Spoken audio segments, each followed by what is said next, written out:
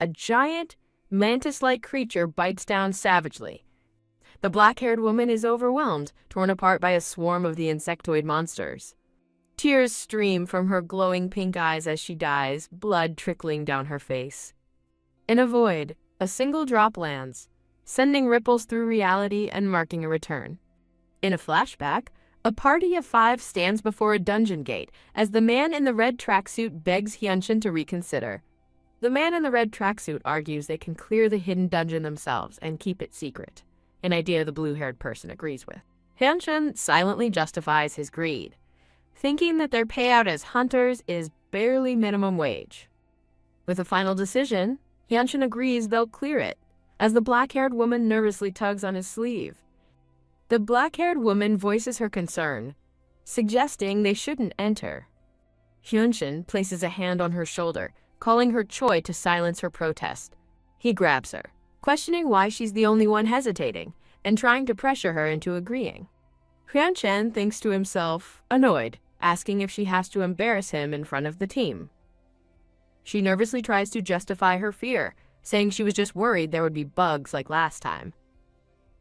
He condescendingly asks how long she'll be afraid of bug-type monsters, reminding her of the trouble she caused before. He cruelly tells her to quit if she can't handle it, then asks if she thinks she could even get into another guild without him, forcing her to admit she couldn't. He tells her to just trust him, and she reluctantly convinces herself he's right and that she owes her position to him. Leaning in with a sinister grin, Hyunshin claims he's only being harsh because he's her boyfriend and cares about her, demanding she understand. Visibly frightened, she quietly thanks him. Smirking, Hyunshin orders the party to move on, telling her to take the lead since she's the tank. She nervously agrees and steps forward, equipping a large shield. With Hyunshin's hand pushing her from behind, she leads the team into the ominous dungeon. The moment they enter, they are ambushed by a massive swarm of mantis monsters. The man in the red tracksuit screams in terror at the sheer number of enemies. The horde of mantis creatures charges relentlessly toward the party. The party leaps into battle, with members shouting for Hyun Choi to handle the onslaught while they attack. Hyunshin orders Hyun Choi to just focus on holding the line, and she grimly agrees. She braces her shield, creating a magical barrier and resolving to hold on against the swarm's assault. Determined, she tells herself she must hold the line to protect her teammates. Kia! A monster's claw slashes across her face, drawing blood. As her shield begins to crack, she desperately tells herself not to panic, insisting they're almost through it. Keek! A monster screeches as it's struck down by one of her teammates. While the others fight, a sweating Hyunshin realizes they are hopelessly outnumbered. Gug! A monster's appendage impales her side. Battered and overwhelmed, she feels her strength failing and wonders how much longer she can last. Crying out in desperation, she begs Hyunshin for a heal, screaming that she can't take much more. In a shocking turn, her 3 party members are seen retreating down a hill. She looks back in horror, realizing her team is abandoning her to die. From a distance, Hyunshin glares back, furiously cursing her for being an idiot who couldn't hold the line. The final blow lands, shattering her magical shield completely. She makes a desperate run for the gate, screaming for Hyunshin to wait for her. The blue-haired person tries to stop Hyunshin, shouting that Hyun Choi is still inside, but he shoves her away, callously retorting, "So what?" Slam! The heavy stone doors seal shut, trapping Hyun Choi inside as she screams in protest. She pounds helplessly on the sealed door, pleading for Hyunshin to let her out. Outside, Hyunshin coldly states they'll all die if they wait for her, finalizing his betrayal. Keek! The mantis monsters close in on the trapped and terrified Hyun Choi. Her expression shifts from despair to grim resolve, as she decides she can't afford to give up. Alone, she stares into the depths of the monster-filled forest. She breaks into a run, determined to survive while clinging to the false hope that Hyunshin will return for her. Her desperate flight leads her to a strange, massive structure of glowing roots and bones. Staring in awe, she questions the nature of a giant, gnarled hand of wood forming before her. A black-haired woman with a sword on her back reaches for a strange, glowing green artifact. Her hand closes around a golden ring with a blue gem as she questions what it is. Realizing the sparkling ring on her finger might be a hidden item, she stares in shock. A blue system window appears before her, causing her to gasp in surprise. She smiles maniacally as notifications reveal the ring regenerates her and affects her life. A final message appears. The wearer cannot die until an incubation is complete. Relieved but confused, she touches her face and questions if that's all there is to it. Standing amidst large, dark vines, she throws her hands up in frustration, wondering how to use the item. A monster's shriek echoes as giant, green praying mantis creatures ambush her, and she screams in terror. Pinned by a monster, she cries in fear, desperately pleading for someone to help her. The swarm of mantis monsters descends, brutally biting and tearing her apart. Overwhelmed with pain and crying, she begs for the torment to stop. Her bloody hand, wearing the ring, lies motionless in the grass. A sudden flash of green and yellow light bursts from the ring on her hand. She screams in agony as the monsters continue to devour her body. Suddenly, she jolts upright, gasping for breath, her mortal wounds completely gone. Touching her healed body in disbelief, she wonders how she possibly came back to life. Before she can process it, the monstrous mantises loom over her once again, and she whimpers in renewed fear. She lets out a terrified scream and attempts to flee from the approaching monsters. A monster's claw slashes across her body as she cries out in pain. She's caught again, screaming as the swarm of mantises begins to eat her alive. Kneeling in a pool of her own blood, she sobs, begging for help and pleading not to die. A vicious blow sends blood flying as she lets out a final, agonizing scream. A close-up shows a monster chewing on her leg as she screams for it to stop eating her. In her final moments of agony, she cries out for someone named Hyunshen to save her. A massive, yellow-hued mantis looms over her broken body, its bloody maw ready to strike. With a final scream of denial, she is torn apart in a spray of blood. A flood of system notifications fills her vision, all repeating the same cruel message. She cannot die. The message solidifies into a single, clear window. Cannot die until incubation is complete. As the monsters feast on her regenerating body, she wonders how long she's been trapped in this hell. She lies on the ground, questioning if years or decades have passed and when she will be allowed to die. Lying helpless and resigned to her fate, she suddenly notices her sword lying nearby. As a monster chews on her arm, she remembers the sword was a birthday gift from Hyunshen. Her despair turns to cold fury as she realizes that the bastard left her behind. She remembers telling him she didn't want to enter, only for him to push her into this hell for a hidden item. Seething with rage, she screams a silent, "You!" and her hand closes around the hilt of her sword. She lunges forward, unleashing her fury on the unsuspecting monsters. A system window pops up, announcing a monster has been defeated and her strength has increased. Pausing in confusion at the notification, she is immediately surrounded by more monsters shrieking in aggression. She crushes a monster's head, and a notification confirms another kill and a bonus to her accuracy. She effortlessly impales another monster, receiving a notification that her stamina has increased. As green light heals her wounds mid-battle, she lets out a chilling laugh of realization. Looking at the glowing ring, she smirks, finally understanding the true purpose of the item. Her face contorts into a mask of pure, unadulterated madness as she erupts in hysterical laughter. With a crazed grin, she faces the horde and vows to kill every last one of them. A man with light brown hair grimaces as the woman's thoughts turn to her sweet boyfriend An Hyunshen, promising to escape. With a terrifying smile, she holds her sword and tells her boyfriend to just wait a little while for her. Readying her stance, she challenges the monsters again, ready to slaughter them all.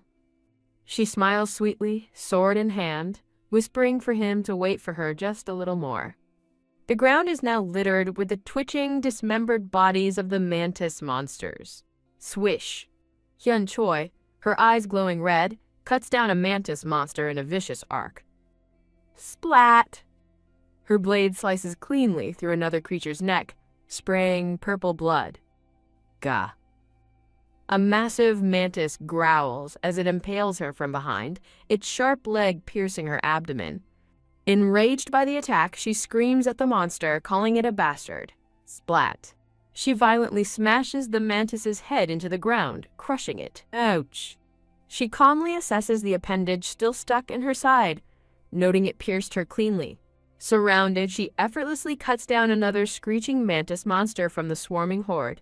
With a confident smirk, she challenges the monsters to attack as a green aura visibly heals her wound. She faces the vast, screeching horde, wondering why they've suddenly stopped their assault. A deranged grin spreads across her face as she taunts the hesitant monsters, asking if they're not coming for her. Keek. Goaded by her challenge, the entire swarm of mantis creatures charges forward in a frenzy. Ha ha ha!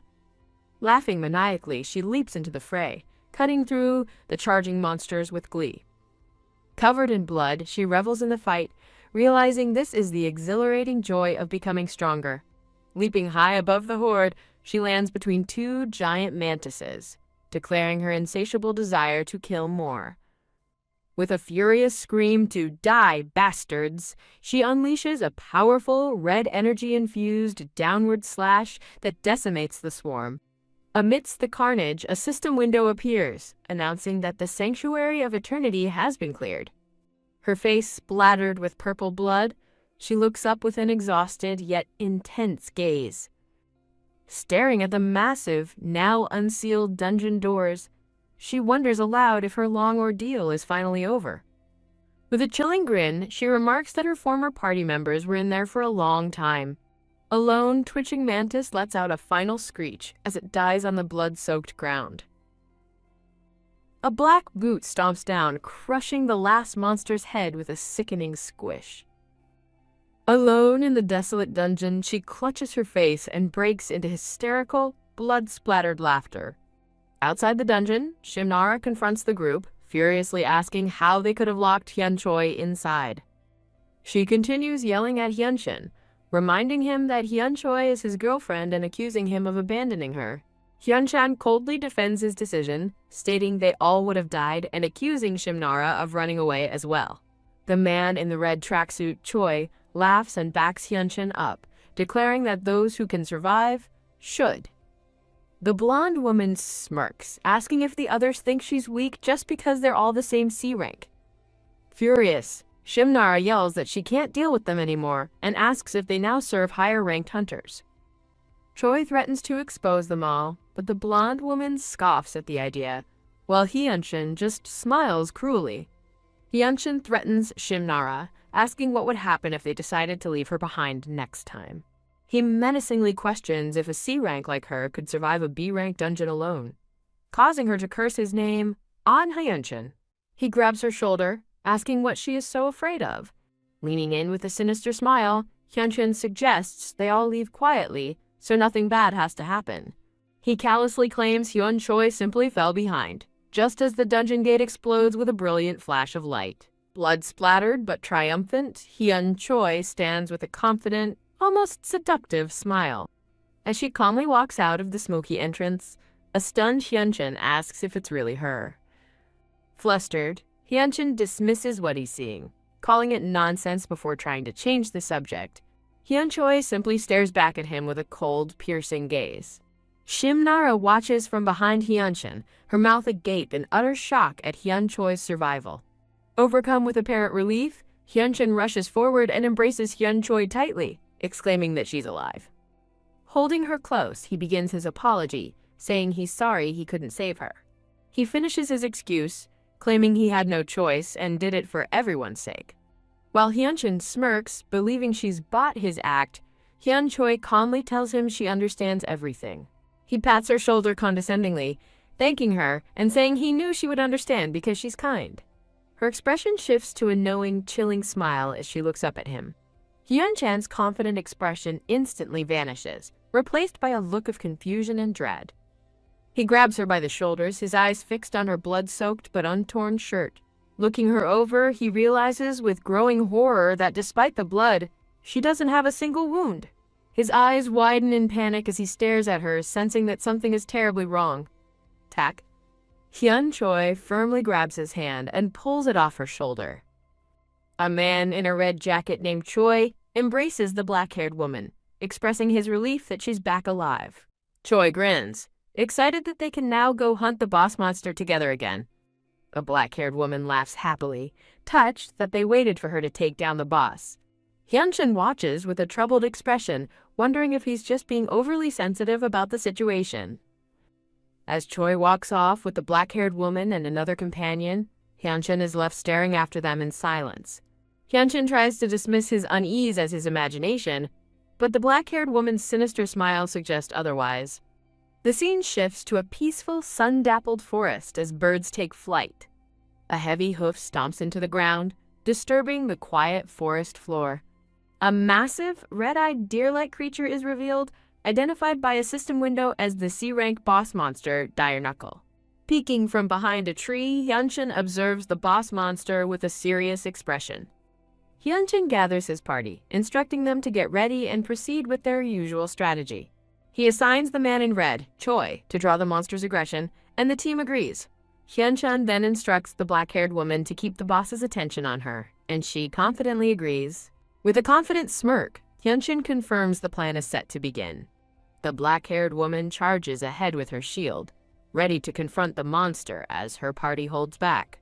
Choi and Hyunshin shout in alarm as they realize the woman, whom Choi calls Hyun Choi, is going in alone. Hyun Choi is violently thrown back by a powerful, unseen force. A chaotic blur of motion and energy fills the forest. The dire knuckle roars ferociously as it rears up on its hind legs, revealing a more monstrous, bipedal form. Her teammates panic, yelling that she's drawing too much aggression and questioning her sanity. Hyunshin yells for everyone to get behind Hyun Choi as Choi rushes forward with his spear. The dire knuckle charges, its glowing red eyes fixed solely on Hyun Choi. Choi dismisses their panic, confidently stating it's just a B-rank boss and that everything will be fine. Hyun Choi plants her feet, bracing for the monster's powerful charge with her shield.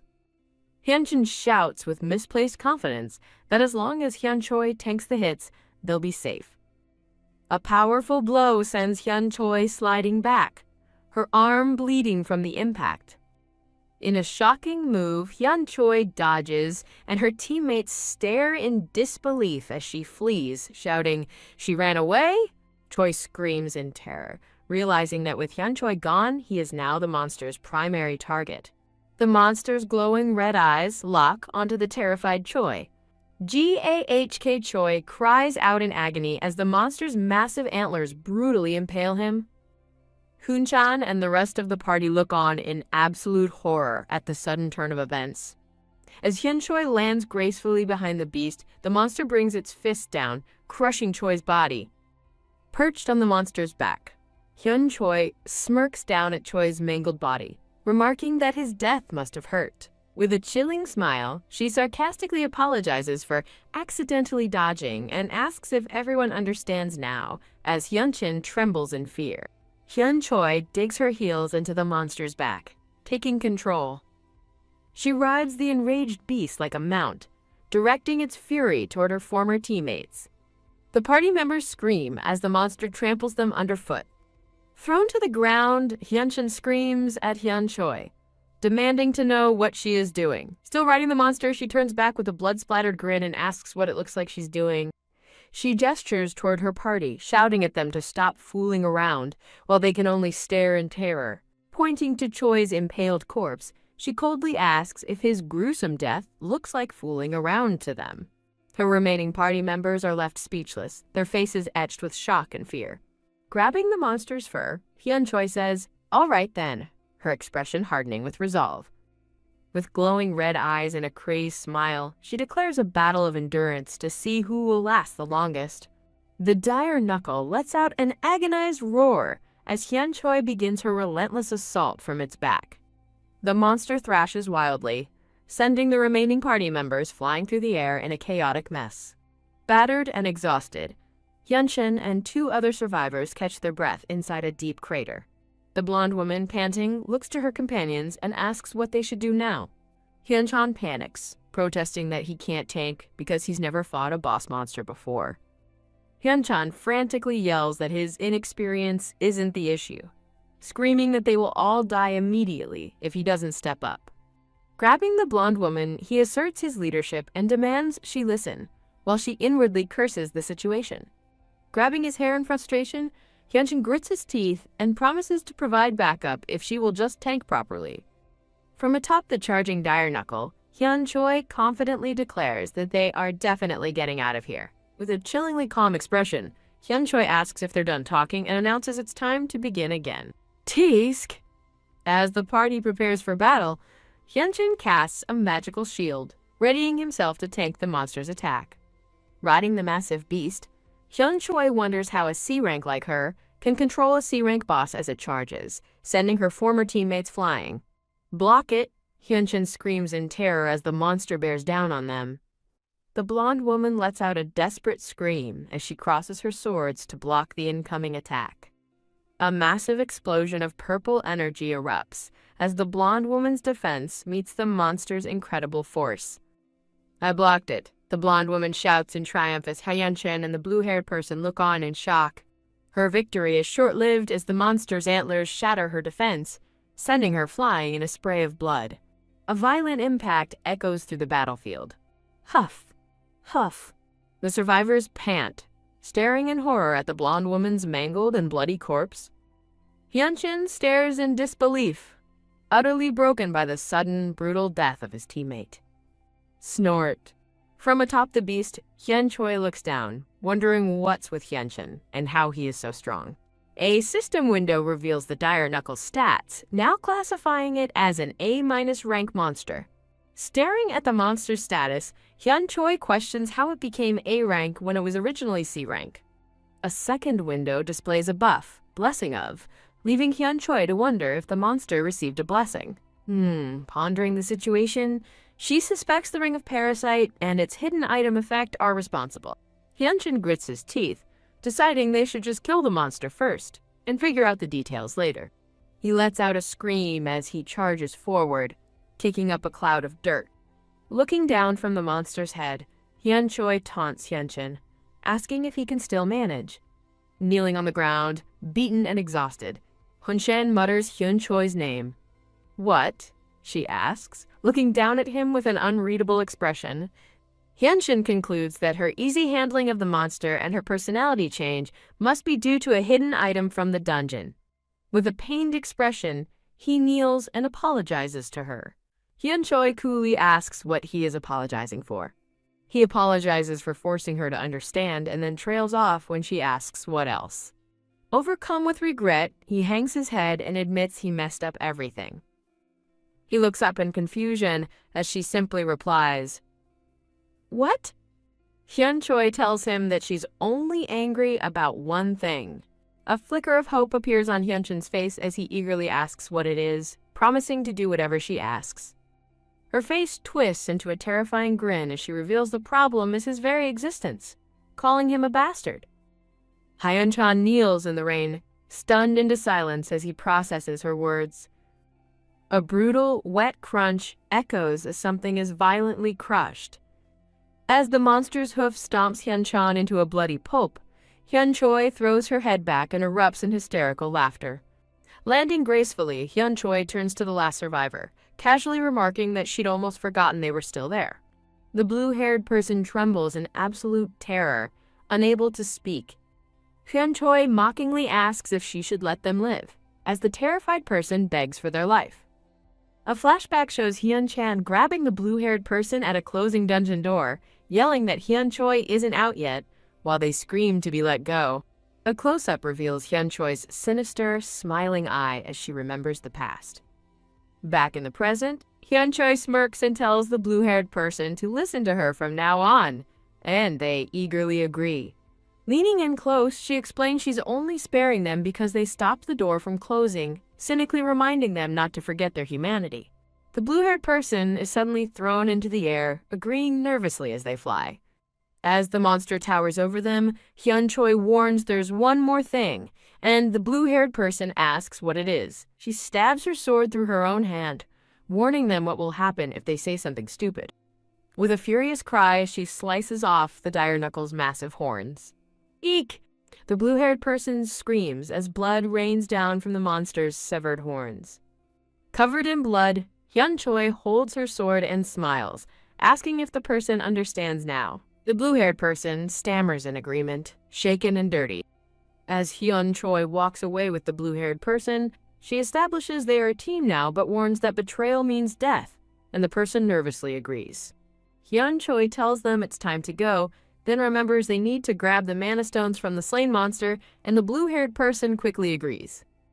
The scene shifts to an industrial building where a glowing blue portal crackles with energy as several men in jumpsuits look on. A bright flash heralds the arrival of a tattered Hyun Choi and the blue-haired person from the dungeon. A man from the Hanshin Guild's dungeon management team approaches them, asking what happened to the others. Hyun Choi nonchalantly replies that everyone else died, shocking the guild members. The blue-haired person quickly fabricates a story, explaining that the boss monster's rank suddenly increased and their teammates died protecting them. PFT. From behind, Hyun Choi lets out a dismissive scoff at the blatant lie. The blue-haired person quickly points to Hyun Choi, desperately adding to their story by claiming she's now crying from the trauma. Claiming they're struggling after the ordeal, the blue-haired person says they will leave the mana stones for now and head in. A man in a suit observes the scene, finding it suspicious that 3 B rankers died while 2 C rankers survived a C rank dungeon. Hyun Choi wipes a tear from her eye as the blue-haired person, now identified as Shimnara, is called forward. The guildmaster of Hanshin Guild, a stern-faced man named An Baek-deok, and identified as Hyunchen's uncle, demands they explain what happened. Hyun Choi gives him a cold, defiant glare. An Baek-deok explodes with rage, shouting that the monster's rank increasing is no excuse for their failure. As he continues to berate them, Hyun Choi stands with her arms crossed, completely unimpressed. Yawn. Mid-tirade, Hyun Choi lets out a large, bored yawn, showing her utter contempt.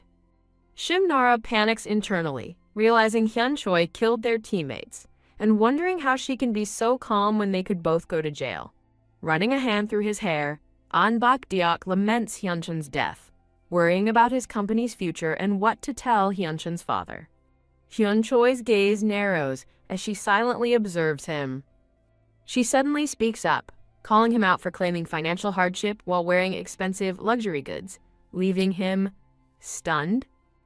She continues, pointing out his brand-name suit and expensive car. She scathingly contrasts his lavish spending with the hunters who risked their lives for minimum wage. Ugh. An Baek-deok grits his teeth in anger, unable to respond as his subordinates watch. He stares in disbelief, wondering what's happened to Hyun Choi. He recalls how she used to tremble silently behind Hyunchin like a criminal. Shifting the blame, he declares they will all take responsibility for the incident and orders them to prepare for another dungeon immediately. As Shimnara protests that his demand is unreasonable, he points and orders her to find a dungeon for tomorrow. He silences her protests, callously stating she should be grateful this is all he's doing after someone died, and bemoans the shortage of hunters. He paces, ranting that the guild was finally stabilizing, but now he has to find new hunters to replace Hyunchin. He stops, muttering a curse at Hyun Choi and wishing that she had died instead of her boyfriend. Trying to salvage the situation, he thinks that at least he has 1 C-rank hunter left and begins to turn around. He turns to see Hyun Choi rushing toward him. Gah. With a vicious smile, Hyun Choi lands a powerful gut punch, knocking the wind out of him. An Baek-deok cries out in agony, his face contorted in pain. Eek, the guild members and Shimnara cry out in shock at her sudden violent assault. Hyun Choi stands triumphantly over the fallen guildmaster, gloating that her punch hit the mark while he begs for help. She mocks him for acting like a baby, while he can only utter her name in disbelief. With a wicked grin, she sarcastically suggests he enter the dungeons himself if he's so short on money and hunters. knowing he's too cowardly. Lying on the floor, he accuses her of being crazy and showing her true colors now that Hyunshin is gone. Hyun Choi bursts into laughter, mocking him for using the exact same lines as his nephew. She calls his family a mess and laughs at the irony. Leaning over his crumpled form, she agrees that she's crazy for not having died in his precious nephew's place. Shimnara is stunned into silence, realizing the depth of Hyun Choi's rage. Hyun Choi looks back at Shimnara and coldly tells her she's done with Hyunshin and to never mention his name again. She then announces she's leaving the guild, causing An Bakdeok to panic, screaming that the guild will fail without her. She leans down and taunts him, saying he should have treated her better while he had the chance. She menacingly asks if he wants another punch, and he flinches away in terror. With one last look of disdain, Hyun Choi adds a final thought. A crumpled bill flutters to the floor in front of the kneeling An Bakdeok. Hyun Choi coldly offers it as a condolence gift for Hyunshin, telling him to take care of his nephew's final journey. Gritting his teeth in pure rage, An Bakdeok can only seethe as they leave. As An Bakdeok screams in frustration, Hyun Choi lets out a tired yawn, while Shimnara stammers his thanks for her past help. The scene transitions to a quiet apartment building under a dark, cloudy sky. Later, Hyun Choi happily shows off a new white t-shirt with a red and black graphic design. Inside a small room, she tells Shimnara she bought the cool shirt and will wear similar clothes from now on, but he just asks why. She explains with a somber look that Hyunshin never liked her wearing these kinds of clothes. Looking over his shoulder, Shimnara reminds her that Hyunshin is dead. Her face instantly lights up with a blush and a huge smile as she remembers, "Oh right, he is dead. Kaya!" With a gleeful squeal, she playfully tackles a plushie on the bed, about to say she's the one who killed him. Shimnara watches in horror, thinking to himself that she scares him when she acts like this. Sitting on his bed, he asks why she came to his place and if she doesn't have her own home. Hyun Choi falls silent, staring blankly ahead. She turns back to him, resting on the plushie, and quietly asks if she can stay for a while. With a sly wink, she explains she was living with An Hyunshin and doesn't want to go back there. Huh? Shimnara is stunned, internally panicking that she'll kill him if he says no. He trembles as he agrees she can stay for a while, and she beams, happily thanking him. Shimnara explains that he also left the guild and asks Hyun Choi what her plans are now. Cuddling her blue plushie, she cheerfully replies that she has no plans yet. When he asks about her living expenses, she confidently states she has 20 million won and will manage somehow. Confused, Shimnara questions why she has so little money when Hyunshin bragged about paying for all her expenses. She looks surprised, clarifying that he only covered the deposit and they split all other costs. Ha! Shimnara facepalms, realizing Hyunshin was lying about that as well. A terrifying thought strikes him. She has no plan, which means she'll be stuck at his place, and he resolves that it's not happening. He nervously presses her again, asking if she'll find a place or get a job. Hyun Choi thoughtfully considers it, admitting she doesn't really feel like doing anything at the moment. Her eyes glow with a sinister red light as she says she's already achieved her goal and doesn't know what to do next. Speechless, Shimnara nervously asks what it was that she achieved. She just smiles sweetly, and he realizes with a jolt that she's referring to her revenge. With a forced smile, Shimnara nervously thanks her for sparing his life. Hyun Choi bursts into laughter, finding his terrified reaction hilarious. Changing the subject, she asks if he's hungry, and he admits that he is. Looking at his closet, he muses that they haven't eaten all day and offers to order something like fried chicken. She says anything is fine, adding that Hyunshin never let her eat late, claiming she'd gain weight. What? Shimnara's eye widens in absolute shock. He erupts in a fiery rage, yelling that Hyunshin was a crazy bastard and that it's good riddance. Hyun Choi seems surprised by his outburst, asking why he's so mad, and he retorts that anyone would be. Hugging her plushie, she smiles warmly, admitting he's the first person who's ever gotten mad on her behalf. He insists that anyone would agree Hyunshin was insane before pulling out his phone to order food so they can eat and rest. From outside, Hyun Choi calls out to Nara, suggesting jokeball, and he happily agrees. The scene settles as Shim Nara sleeps peacefully on a pillow. Later that night, Hyun Choi lies awake on the bed, staring at the ceiling while Shim Nara sleeps on the floor. She reflects that it's been a long time since she's even considered the things she wants to do. She closes her eyes, deciding she doesn't want to join a guild and simply wants to rest. Her rest is fleeting as her eyes remain closed. Suddenly, her eye snaps open, glowing with a malevolent purple energy. Ha! She lets out a sharp, pained gasp. Huff! Huff! She bolts upright in bed, panting heavily. Clutching her chest in confusion, she wonders what just happened as dark energy swirls around her. Hyun Choi sits up in bed, trembling and sweating as a chilling sensation takes hold of her.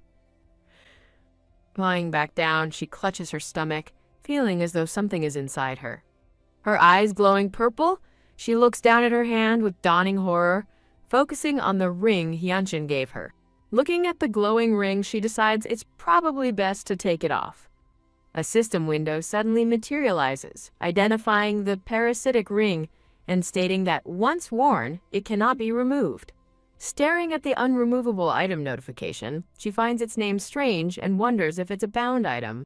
Ah! Ignoring the warning, she tries to yank the ring off but is blasted with a painful surge of energy. Staring at her hand in shock, she wonders what just happened and questions if the ring is truly irremovable. The system window provides a terrifying update. The parasitic ring regenerates the wearer, making death impossible until hatching is complete. She recalls seeing a similar message in a dungeon before, and nervously wonders what is supposed to hatch. A gruesome image flashes in her mind of a monstrous parasite bursting from a person's chest. She stares into the distance, silent and horrified by the implication. Clutching her stomach, she realizes with a dreadful certainty that this parasitic item saved her life. The sinister ring continues to glow faintly on her finger. She gazes at the ring with grim determination, accepting the new, horrifying reality of her situation.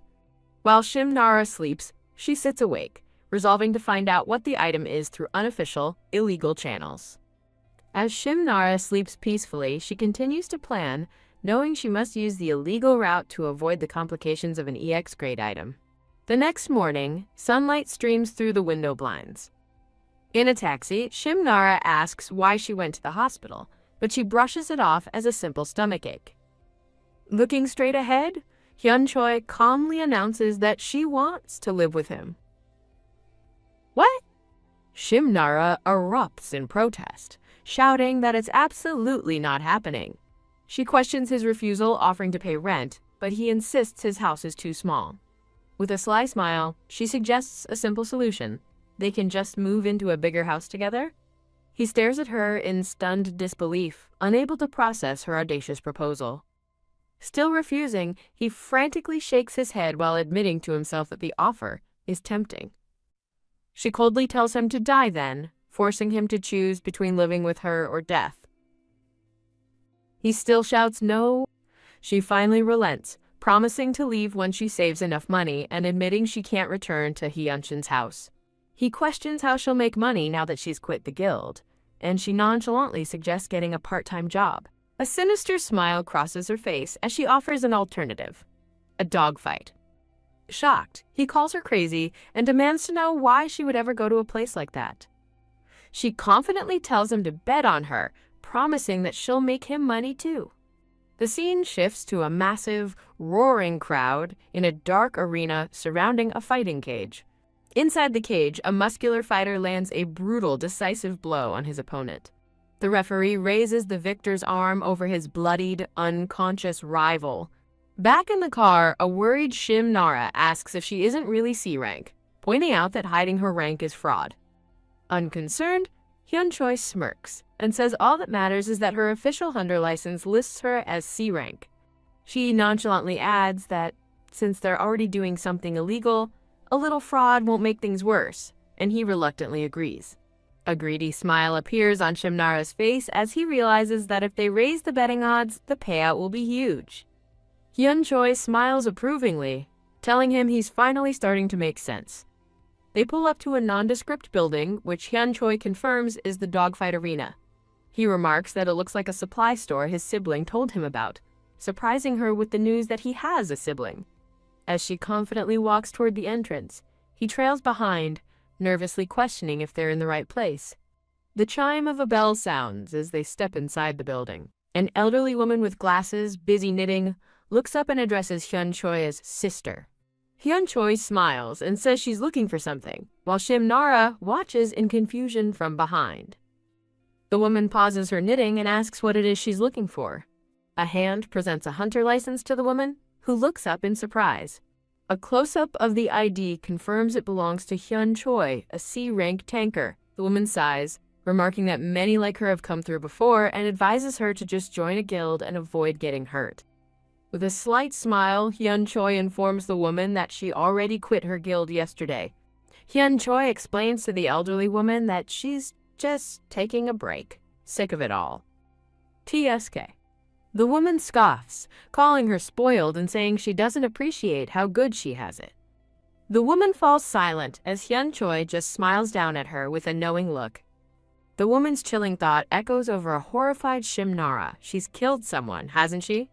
Hyun Choi remains silent, her gaze intense and unreadable in the heavy atmosphere. Hyun Choi laughs it off, saying she's never done anything scary, but the woman coldly tells her to leave. Undeterred, she leans forward over the counter, pressing the issue. With a sly, intimidating smile, she asks what it would take to let her in. The woman returns the sly look, a silent gesture indicating a deal can be made. Leaning on the counter with a smirk, Hyun Choi casually asks if they accept credit cards. The woman sighs in annoyance, explaining it's cash only but will allow a card this time for an extra 10 fee. Agreeing to the terms, the woman swipes Hyun Choi's card to process the payment. With the transaction complete, the woman points them toward the hidden entrance. Hyun Choi pushes aside a beaded curtain, leading the way into the secret arena. As they walk through, Shim Nara worries about the high entrance fee, but Hyun Choi confidently reassures him she'll win it all back. Wah! The corridor opens into a massive, roaring arena, the fighting cage illuminated under bright spotlights. Inside the ring, two fighters lament the cash-only betting system, wishing they had brought some. Sitting in the stands, Hyun Choi watches the fighters as Shim Nara asks if she brought cash, then wonders where she disappeared to. He finds her placing a massive cash bet, shocked by her sudden seriousness and wondering where she got the money. Returning to their seats, Shim Nara confronts the silently waiting Hyun Choi. She turns on him with a furious, sharp glare, radiating pure annoyance. Terrified by her expression, Shim Nara frantically asks what he did wrong. She coldly explains that because he stayed silent, she ended up spending 1.1 million won on the entrance fee. He argues that she can afford it, but she snaps that he's the one with his deposit money, right? Their argument devolves into a chibi fight as he wails that half his house belongs to the bank and he's now homeless. Their bickering is cut short as something catches Hyun Choi's eye, making her pause.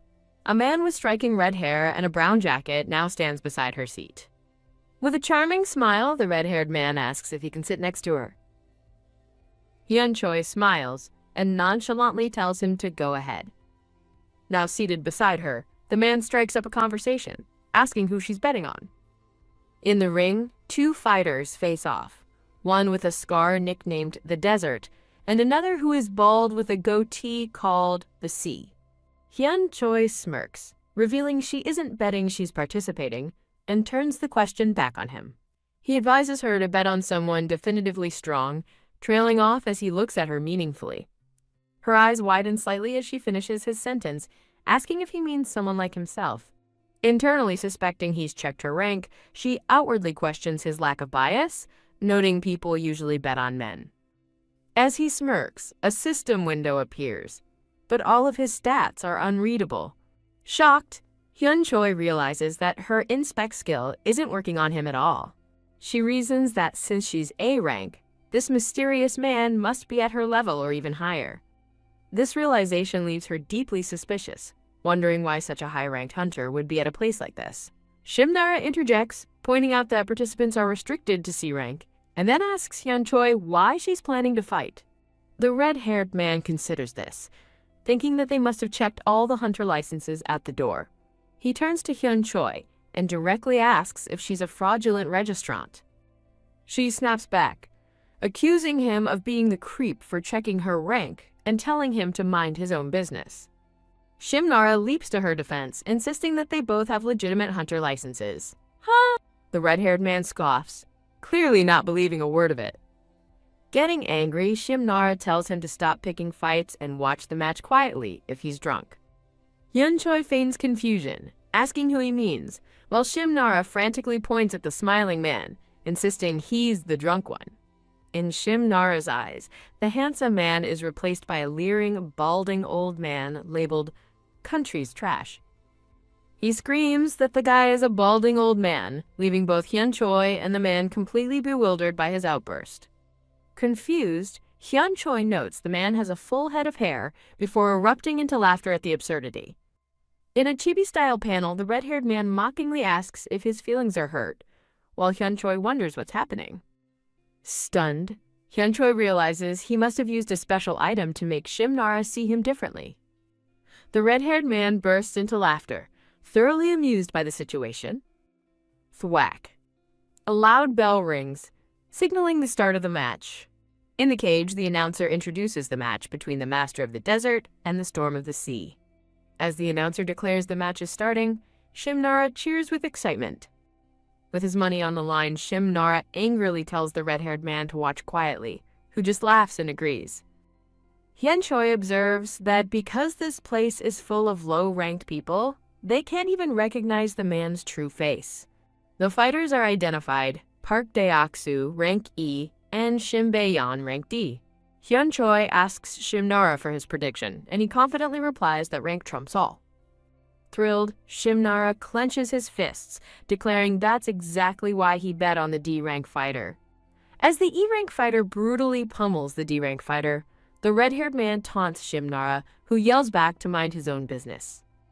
The E-rank fighter, Park Dae-aksu, continues his relentless assault. Gah! As his fighter gets beaten on the ground, a desperate Shimnara shouts for him to get up. A flurry of blows rains down as the E-rank fighter overpowers his opponent. Gra! In a savage turn, Park Dae-aksu bites his opponent, who screams in agony. The red-haired man notes the fighter sharpened his teeth, and Hyun-choi predicts he'll win, making Shimnara panic. Park Dae-aksu lifts his opponent for a devastating slam as Hyun-choi comments that the E-rank is playing dirty. In denial, Shimnara insists they missed a 300-hit combo and that his fighter is about to launch a counterattack.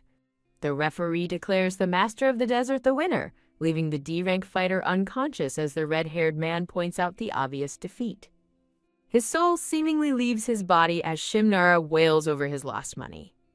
He screams in anguish as his 301 flies away on little wings. No, the red-haired man smugly says he should have listened, while Shimnara collapses in despair. Hyun-choi bursts out laughing, finding the entire brawl hilarious. Furious, Shimnara grabs her, demanding to know how she can laugh after he followed her advice and lost. He continues to yell about his money while she silently starts removing her jacket, prompting him to ask what she's doing. Her expression darkens into a terrifying, murderous glare. Shimnara's eyes widen in absolute terror at her sudden change in demeanor. He immediately apologizes, admitting he lost his mind, then quickly asks when she's going to fight so he can bet on her. She coldly announces she's changed her mind and walks off, leaving Shimnara to chase after her, screaming about his money. She mutters he's lucky she didn't throttle him. In a darkened corridor, the red-haired man waits. He turns to face her, asking if she gave up on fighting and mockingly guessing she has a conscience after all. She retorts that she can't fight now that she's been found out and blames him, insisting he take responsibility for her lost earnings. He dismisses her, asking why it's his problem and advising her to join a guild if she wants to make real money. With a pleasant smile, Hyun-choi says this is just a hobby and turns the question back on him, asking why he is there. Her eyes narrow as she pointedly asks if he's also there to use illegal items. He claims it's also a hobby for him and offers to part ways, saying he even pretended not to notice her scam. Closing the distance between them, she reveals her true motive. She needs access to his distribution channels. With a sly grin, she specifies that she's looking for that item. He scoffs, asking if she's trying to become a criminal, and flatly refuses to help her. She lets out a breath, calling him uptight for his refusal. Suddenly, a loud noise catches both of their attention, and they turn in surprise. The doors burst open as authorities swarm in, announcing an illegal gambling raid and ordering everyone's arrest. As the raid unfolds, she suddenly grabs his wrist, and he demands to know where she's taking him. She ignores his question and tells him to choose. Grabbing his collar, she gives him an ultimatum: escape with her or get arrested right now. Her hand grips his wrist tightly, preventing him from pulling away. She squeezes harder, securing her hold. In a chibi-style struggle, he demands she let go, but she clings to him like a bat, declaring she'll never let go, even in death. As an officer spots them, Hyun-choi cheerfully points at the red-haired man, telling the officer to take him away. In a quiet, wooded area, a lone building is suddenly engulfed in a massive explosion. Bang! The red-haired man is thrown backward by the sheer force of the blast. Both he and Hyun-choi are sent flying through the air as the shockwave rips through the forest. Now running through the trees, Hyun-choi breathlessly asks if it's really okay to wreck buildings, but he just tells her to keep up. He demands to know what her plan is, questioning if she's trying to become a real criminal. With a determined grin, she clarifies that she just wants to get an item appraised and maybe buy something useful. As they race through the forest, she asks for his rank, guessing A or S. He challenges her to look, but she admits she can't see it. Phew. Leaning against a tree to catch her breath, Hyun-choi sighs in exhaustion. Internally, she notes how fast he is, concluding he's definitely not just an A- rank hunter. The red-haired man looks back at her, a single thought echoing, "This one." Now walking together, she asks how much farther they have to go, and he announces that they've arrived. Standing in a misty forest clearing, she skeptically asks if this is really the place. He smugly replies that she's probably the only hunter who doesn't know him, introducing himself as Kim Dong-ju and suggesting they speak casually. Hyun-choi smiles and agrees to his terms. As they approach a glowing vertical rift, she asks how old he is, and he answers that he's 26. She confirms they're the same age, formally introducing herself as they face the bright entrance to the hidden area. Wow. Inside, she's amazed to find a bustling underground marketplace thriving within the cave. Looking over a vendor's table of scrolls and artifacts, she wonders aloud who digs caves like this, and what weird things people find. Kim Dong-ju simply states that hunters do this kind of work, much to her surprise. He explains that the place is a haven for hunters, who either awakened with a criminal record or committed crimes after awakening. She asks how he knows so much and playfully accuses him of being a former criminal, but he just says he used to wander around here. Pressing further, she asks what he does now, guessing that someone at his level must be running a guild. He tells her he's just a member of one, and when she asks which guild it is, he remains silent. With a slight smirk, he simply replies, "Secret." At an appraiser's table, an elderly woman examines Hyun-choi's hand and remarks that she can't sense anything from the ring. Hyun-choi explains it's a bound item from a dungeon that she can't get off her finger. The appraiser argues that all items should be removable, but Hyun-choi insists it won't come off, which is why she's here.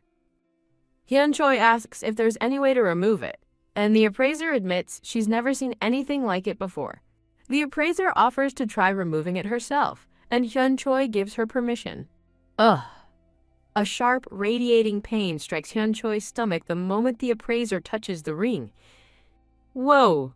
The elderly woman recoils, her face a mask of pure shock at the violent reaction.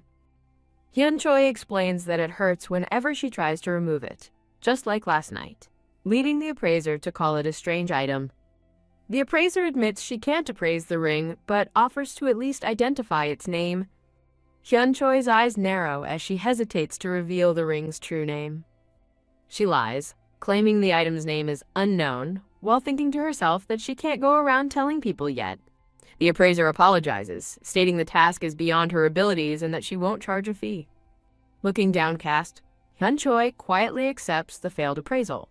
She stands up from the table, announcing that she'll be leaving. A system window displays the details of a shadow earring, a C-rank item that conceals the wearer's stats from those less than 2 ranks higher. She examines the small golden earring, considering its stat-hiding capabilities. A sly smile crosses her face as she realizes that with this earring, even S-rank hunters won't be able to read her rank. Now browsing a selection of jewelry, she happily holds up the golden earring she's chosen. The appraiser states the price is 300 and questions if a low ranker really needs such an item. In a cute chibi form, Hyun-choi enthusiastically confirms she's sure and asks if the vendor accepts credit cards. She places the newly acquired shadow earring in her ear. Kim Dong-ju approaches, pointing out that since she's A rank, the earring will only hide her status from hunters up to S rank. He smirks, noting that it's still possible for someone to see through her disguise.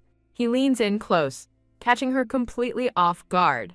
But just as quickly, she zips away to explore the market, leaving him shouting after her about her speed. Kim Dong-ju stands behind Hyun-choi, who sits with a pensive and serious expression. Annoyed, Hyun-choi considers finding another appraiser, but decides against it to avoid starting rumors. Looking at the ring on her finger, she feels stuck and desperately wonders if there's another way to solve her problem. That's it. An idea strikes her as she envisions the heavy wooden doors of a hidden dungeon. A cosmic map displays dungeon gates scattered across the globe as a party of adventurers stands before an entrance. The text reveals that 2 of these dungeons have appeared more than once. She realizes hidden dungeons don't disappear but reset, meaning the ones she found must have reappeared somewhere. Determined, she resolves to explore as many dungeons as necessary to find the right one and return the ring. She sighs, remembering that entering dungeons requires a guild, and dreading the idea of having to join one again. Kim Dong-ju's eyes narrow slightly as he observes from a short distance. Back at the stall, Kim Dong-ju tries to haggle with the appraiser, offering 200 for the earring, prompting her to furiously counter with 230. He dismisses her as greedy, suggests she didn't appraise the item properly, and even muses that it might be time for her to retire. The appraiser scoffs at retirement and wonders if a new dungeon has appeared, though she quickly dismisses the thought. Reminding her he just cleared a dungeon, Kim Dong-ju hands over 300 in cash, which she accepts with a smile. Kim Dong-ju sits down and addresses Hyun-choi by name, getting a confused "huh" in response. With a sly smile, he explains that he has a hobby of collecting rare items. He asks if she wants him to take the ring, but she points out the obvious flaw in his plan. It won't come off. He grabs her hand, insisting it doesn't matter and that there's always a way, leaving her momentarily stunned. With a menacing grin and glowing eyes, he chillingly suggests that he can just take her entire finger. A dark smile crosses her face as she retorts that he has a nasty hobby. Holding her hand, he notes how strange it is that she has an unknown item when no new dungeons have appeared. He leans in close with a sinister smile, startling her. Damn it. She glares back, internally fuming at his audacity. Insisting there's always a way, even if it doesn't come off, he grabs her hand again while she looks on in confusion. Startled, she stares back as he leans in close with a menacing grin and glowing eyes. She glares, annoyed and unnerved by his intense focus. A powerful wave of blue energy begins to emanate from Hyun-choi, freezing Kim Dong-ju in place. Kim Dong-ju's eyes widen in absolute shock at the sudden release of power. Hyun-choi crouches as the immense energy continues to pour out of her. A terrifying memory flashes. She's on the ground, cornered by a massive horde of giant red-eyed insectoid monsters. Overwhelmed by the memory, she lets out a silent scream of agony. Kim Dong-ju instinctively braces himself, his body glowing with a protective blue aura. Shout! An explosive shockwave erupts from her, blasting him, her, and everything around them backward. What the hell? Kim Dong-ju cries out, clutching his head as the force of her shout overwhelms him. He's stunned, questioning how she could use a skill outside of a dungeon as others in the market are sent flying. He thinks about the natural hierarchy, where weaker awakened ones instinctively submit to the stronger. He realizes with shock that she is completely missing that instinct, as a dark, raging silhouette of her appears. As a pair of scissors snips through a cosmic fabric, he wonders if her unique power was innate. The image of a dungeon door appears as he considers if, instead, she acquired it later. The energy subsides, leaving the area in ruins as Hyun-choi pants heavily, and Kim Dong-ju silently watches her. With a menacing grin, she glares at him and calls him a bastard. He smiles sheepishly and apologizes, admitting his joke about her finger went too far. Getting serious, he states that since she needs to figure out the item, there's only one way forward. He proposes they search for the hidden dungeon together, offering to help her. Hyun-choi arrives with a bag of jokbal, cheerfully asking if he likes it, but a gloomy aura emanates from his sleeping form.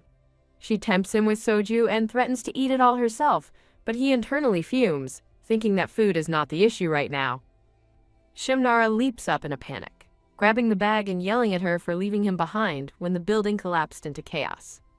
He continues to yell at her for abandoning him, even as the scene shows their quiet apartment building at night. While Hyun-choi eats, an unseen person asks if she's calmed down. Sniffle. With his cheeks full, Shimnara quietly confirms that he has. He asks what she'll do for money now that the arena is gone and invites her to prepare for a guild job with him. She declines, announcing her plan to search for the hidden dungeon again and warning him she'll be coming home late. Shimnara panics, questioning not only why she'd go back there, but how she'd even manage it. She casually suggests dungeon grinding, but he presses her, pointing out that she can't enter dungeons without being affiliated with a guild. Hyun-choi calmly explains that Kim Dong-ju offered to help her out. Stunned, Shimnara asks if she means the famous S-rank hunter, Kim Dong-ju. She points out that he didn't even recognize the S-ranker when he was sitting right beside her.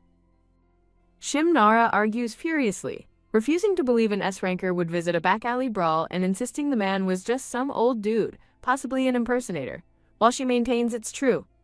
To prove his point, Shimnara pulls out his phone, ready to show her what the real Kim Dong-ju looks like. On the phone screen, a younger-looking Kim Dong-ju stands triumphantly over a giant slain serpent, as Shimnara mocks her for not noticing the obvious age difference. As he explains that Kim Dong-ju is part of the Pahyeok Guild, Hyun-choi is shocked to realize the old guy really is from that prestigious guild. Pang! Shimnara's mind is blown by the revelation. He stammers in disbelief, unable to process that the old man was the real deal. Hyun-choi mentions hearing he used an appearance-changing item, which sends Shimnara into a full-blown chibi panic attack. Slumped over in defeat, Shimnara regrets talking bad about the S-ranker, but Hyun-choi casually reassures him that Kim Dong-ju won't care. He sighs, admitting he's now too embarrassed to ask her about joining a guild, prompting her to ask what makes Pahyeok so special. He erupts, passionately explaining that getting into the Pahyeok Guild means you're set for life with unbeatable benefits. The glowing, ornate crest of the Pahyeok Guild is displayed against a dark background. A lone, silhouetted figure stands resolutely before a celestial light. It's revealed that 3 of the 8 current S-rank hunters are affiliated with the Pahyeok Guild. Hailed as the world's strongest guild, Pahyeok's towering headquarters is shown, its power said to rival an entire nation's. Shimnara tells her the odds of getting in are 1,000 to 1, but she just hums thoughtfully while chewing her food, so he asks if it's good. Seeing her enjoy the meal, he simply tells her to eat more. The scene changes, and Hyun-choi, now outside in a sleeveless top, looks at someone in surprise. A slightly flustered Kim Dong-ju asks her what's wrong. She smiles, saying it's cool that he's a Pahyeok Guild member, which catches him off guard as he was trying to keep it a secret. He questions why she's carrying a huge backpack, and she asks if they aren't going into a dungeon. Ignoring her question, he tells her to hurry up and follow, leaving her to yell at him in frustration. He stops walking and turns back to her with one last thing to say. With a menacing grin, he warns her not to let her guard down, because illegal dungeons are more dangerous than she realizes. Yai! A lizard monster with a massive, tooth-filled mouth lets out a piercing shriek. Bang! The F-rank lizard soldier is instantly blown apart.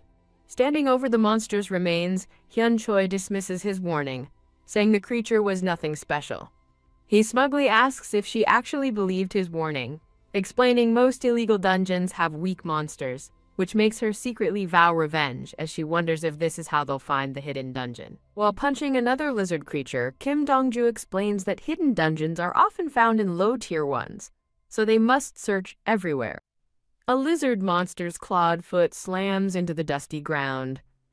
An E-rank lizard general boss monster appears before them, and Kim Dong-ju seems concerned that it's here before they've even found a trace of the hidden dungeon. Kim Dong-ju asks for a plan, and Hyun Choi suggests they search the area a little more before engaging the boss. She hums thoughtfully, her gaze fixed on the distant monster. The lizard general lets out an inquisitive hiss. In a flash, Hyun Choi closes the distance, her arm a blur as she strikes. She decapitates the boss monster in one clean slice, declaring that the hidden entrance must not be here. Tossing the severed head aside, she states that she doesn't have time to waste. A close-up reveals a familiar-looking blue-gemmed ring glowing on the dead monster's hand. Having found no clues, they decide to move on to a different dungeon. Yeah. In a new dungeon, a monstrous insectoid creature screams. A flashback begins, showing Hyun Choi in different gear, using a shield to block a powerful attack from a massive monster.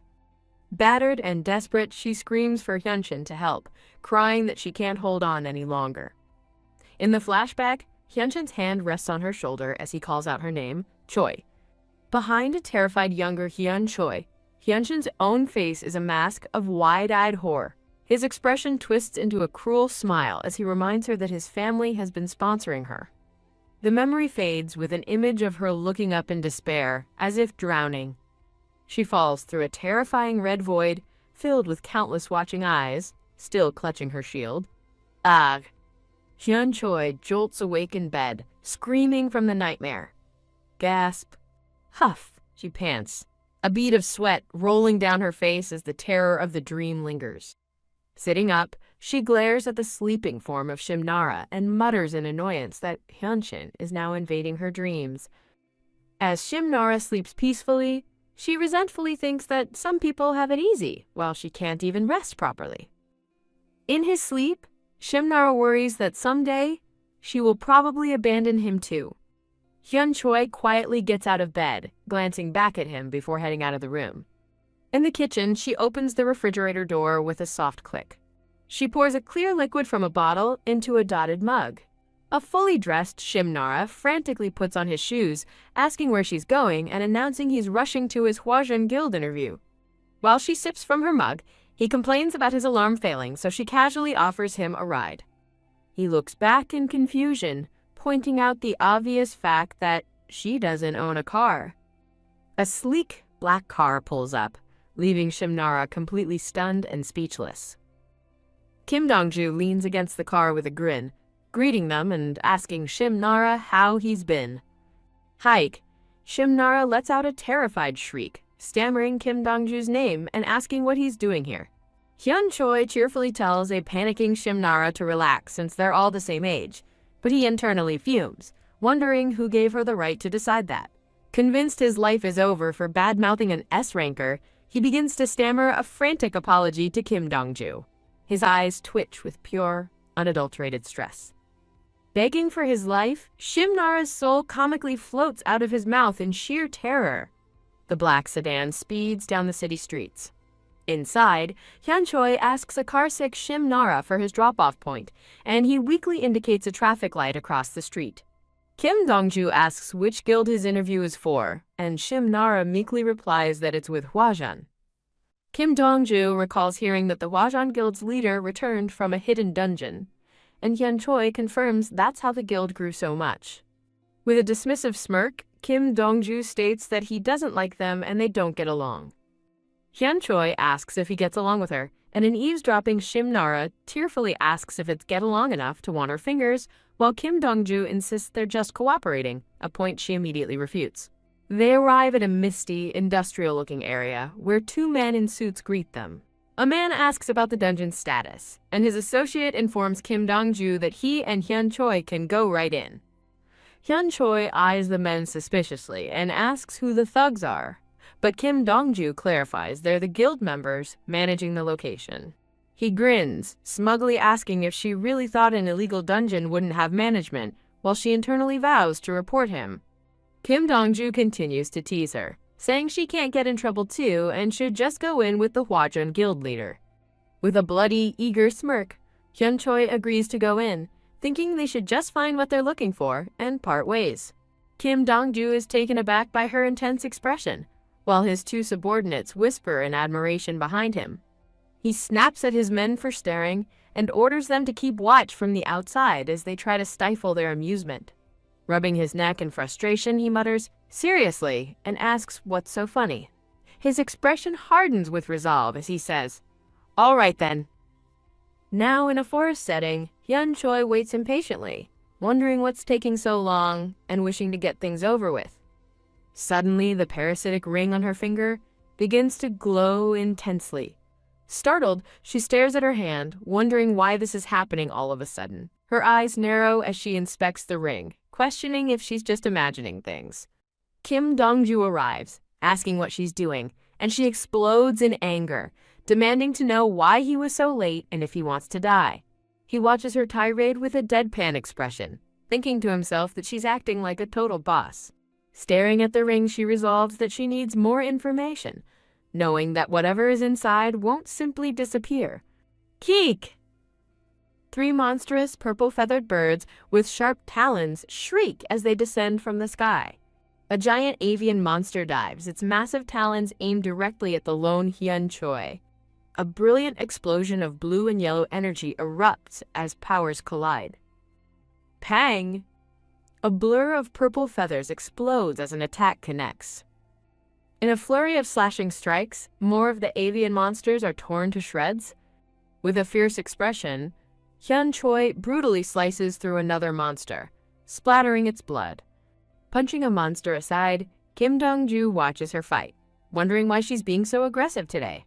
As Hyun Choi walks away, he resigns himself to not finding what he's looking for and calls out to her. Suddenly, her eye flashes with a malevolent red glow. She lunges back toward Kim Dongju, enveloped in a sinister red aura.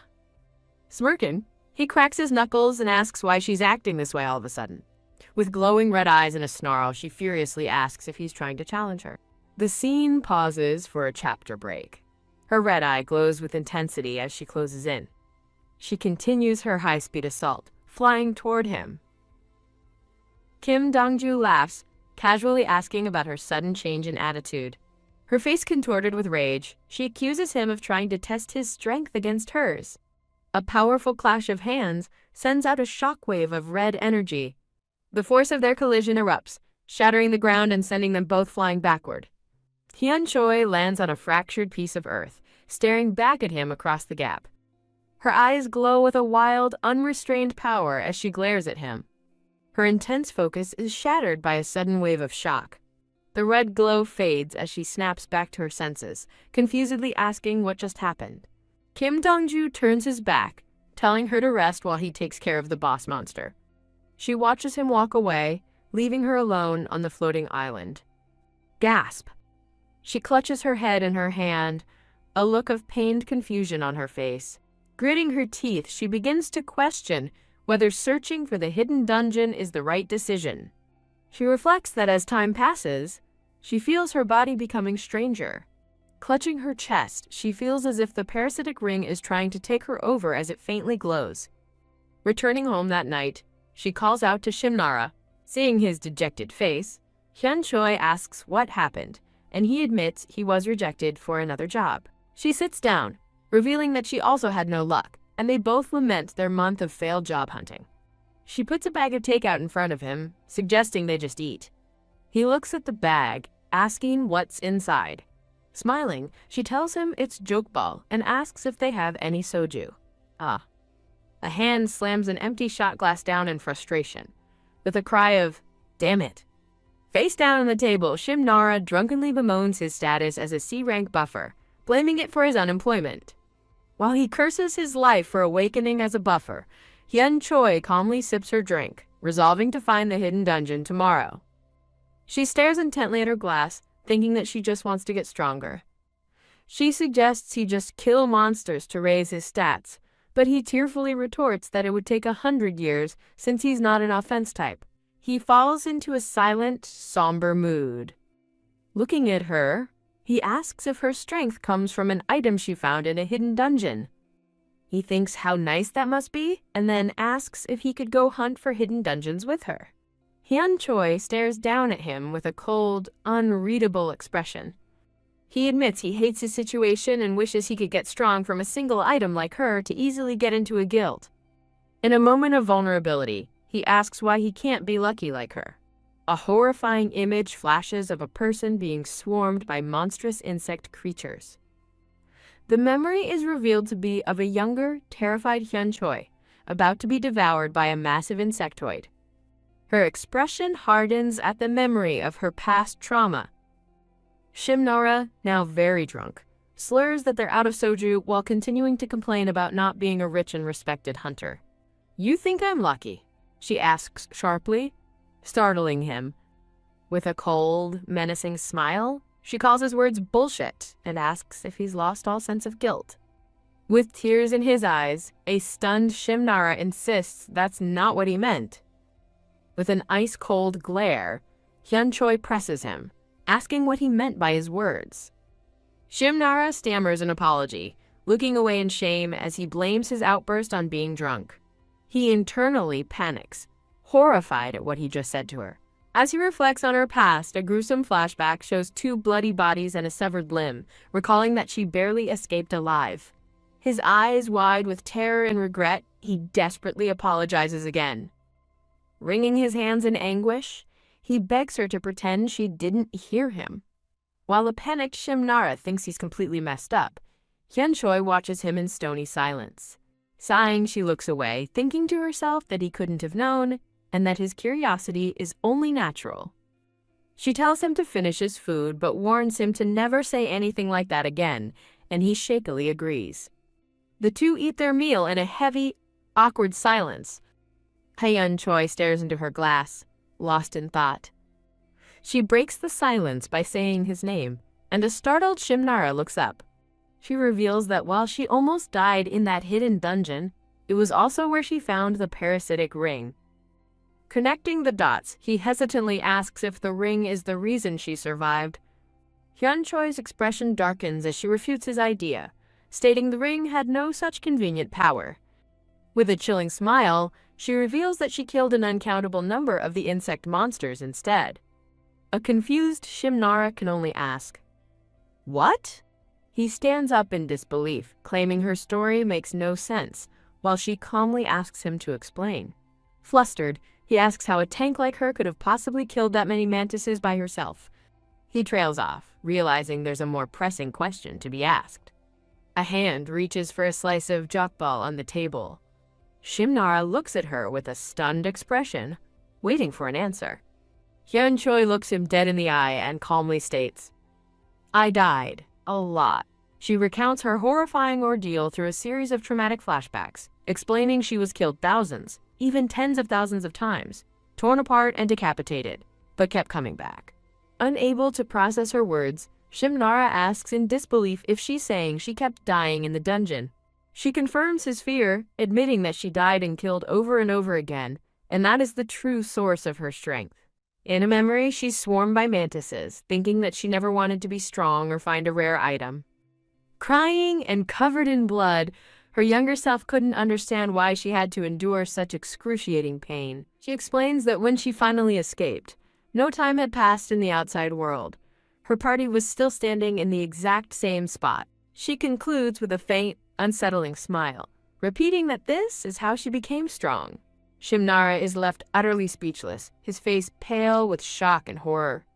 She adds that she systematically killed the mantises that were eating her alive to raise her stats. With tears in his eyes, a distraught Shimnara hollowly repeats his earlier question about joining her to find hidden dungeons. He forces a pained smile, admitting that if what she says is true, he doesn't understand. She dismisses his confusion, telling him he doesn't need to understand, only to accept that it happened. He leans across the table, his face close to hers, and asks, "What?" Falling forward, he stares at her with an intense, desperate gaze. Hyun Choi simply watches him, her expression unreadable. PFT. Her stoic demeanor breaks as she lets out a small laugh. She erupts into unrestrained laughter, startling him completely. Wiping a tear from her eye, she tells him not to get the wrong idea, clarifying with a smirk that she didn't save him because he was worth it, but purely on a whim. As she speaks, Shimnara sits in stunned silence, his hair shadowing his face. He looks up, his face flushed, and his eyes welling up with tears. From a balcony, she asks if he's actually crying, but he shouts back in denial. In a different time and place, Kim Dong-ju sits in a desolate landscape, asking if she's ever been apologized to before, and answering that he has. As a beast attacks behind her, Hyun Choi asks who apologized to him. While effortlessly dispatching the boss monster, he asks if she meant family or just people around her. Standing over the defeated creature, he says it happened once when he was a kid, prompting her to remark that he's had quite a life.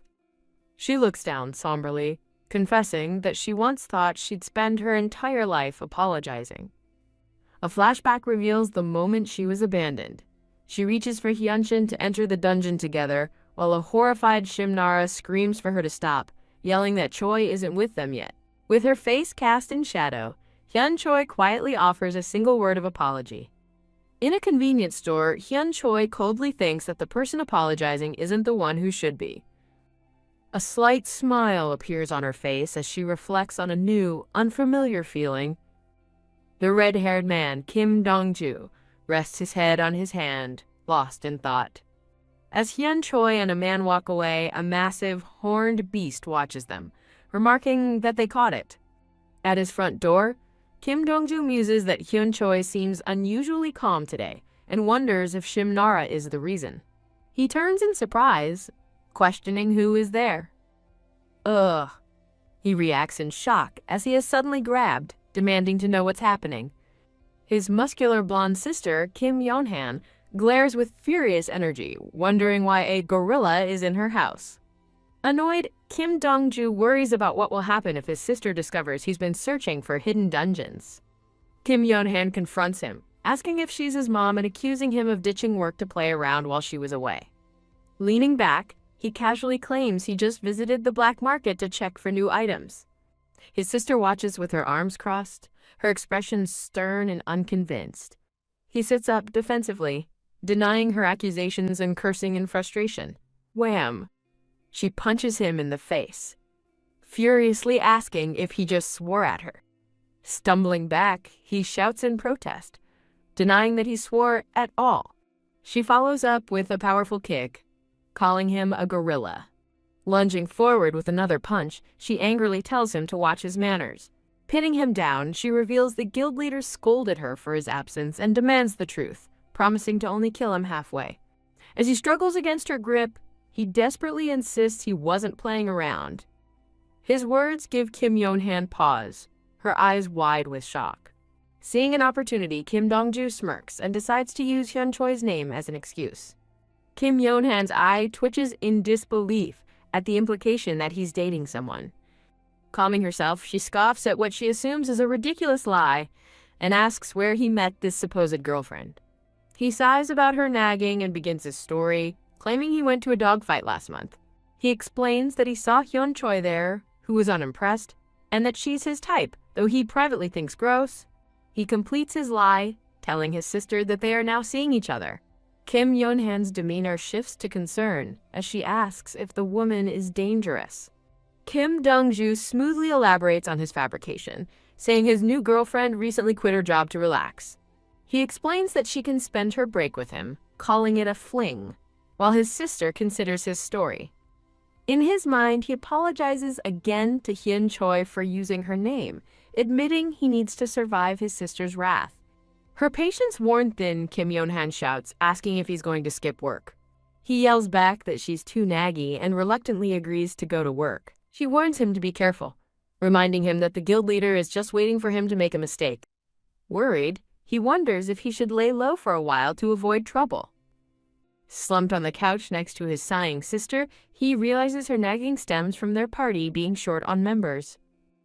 In a flashback, a party leader with light brown hair commands his team to hold their positions against a horde of monsters. The scene explodes into action as Kim Dong-ju and Kim Yeon-han competitively charge into the fray. Smirking confidently, Kim Dong-ju slashes through the monsters, vowing to win their contest. After cleaving a monster in two, a blood-splattered Kim Yeon-han laughs and taunts him, telling him not so fast. The party leader from the flashback narrates how he and his sister ignored his orders and competed against each other. Spiky, multi-eyed monsters swarm through the air during the chaotic battle.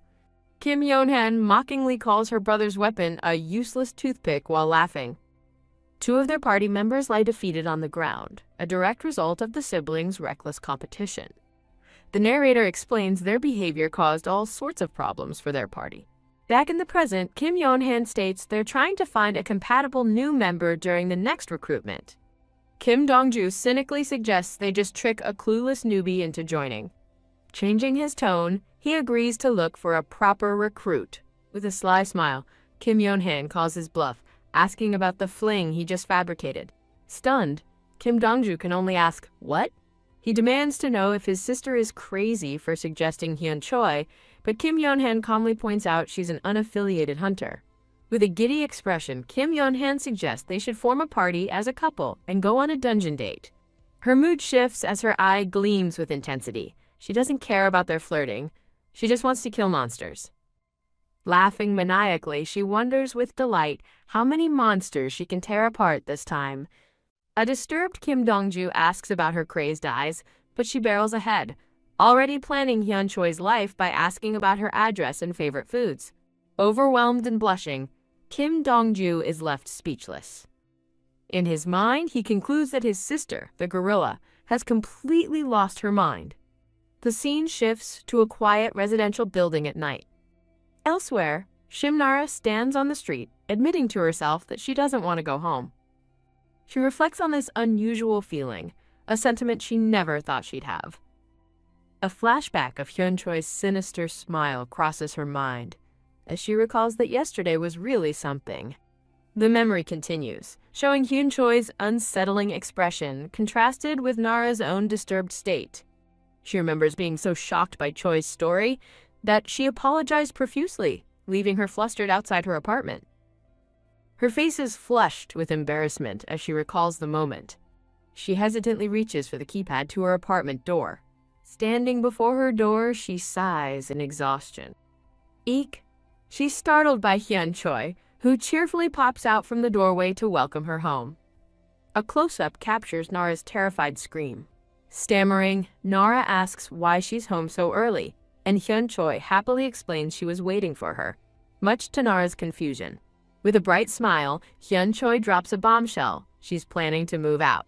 Nara is rendered speechless, her eyes wide with shock. A close-up emphasizes her stunned disbelief. Later, Hyun-choi lies in bed, her eyes closed in thought. She opens her red eyes, her expression serious and contemplative. Lying in bed, she laments that she couldn't find the hidden dungeon again today. She reflects on her condition, noting that her body is getting weirder by the day. With a grimace, she thinks that at least nothing happened to her body today, suggesting a volatile power. The camera focuses on the cursed parasitic ring on her finger. She worries that while her condition activating in a dungeon is manageable, it would be troublesome if it happened outside. She realizes the place she spends the most time besides dungeons is her home. As the thought, "My home, right?" appears, it points to Shimnara, who grins with a sharp, fanged smile. A wider view shows Nara's unsettlingly predatory expression as she sits at the dinner table. The focus shifts to her chopsticks, hovering over a bowl of white rice. Over dinner, Hyun-choi explains she's moving out for safety, and Nara, eating, says she understands the extreme measure. Nara asks if Hyun-choi has found a new place to live yet. Hyun-choi replies that she still needs to start looking, estimating it will take about 2 weeks.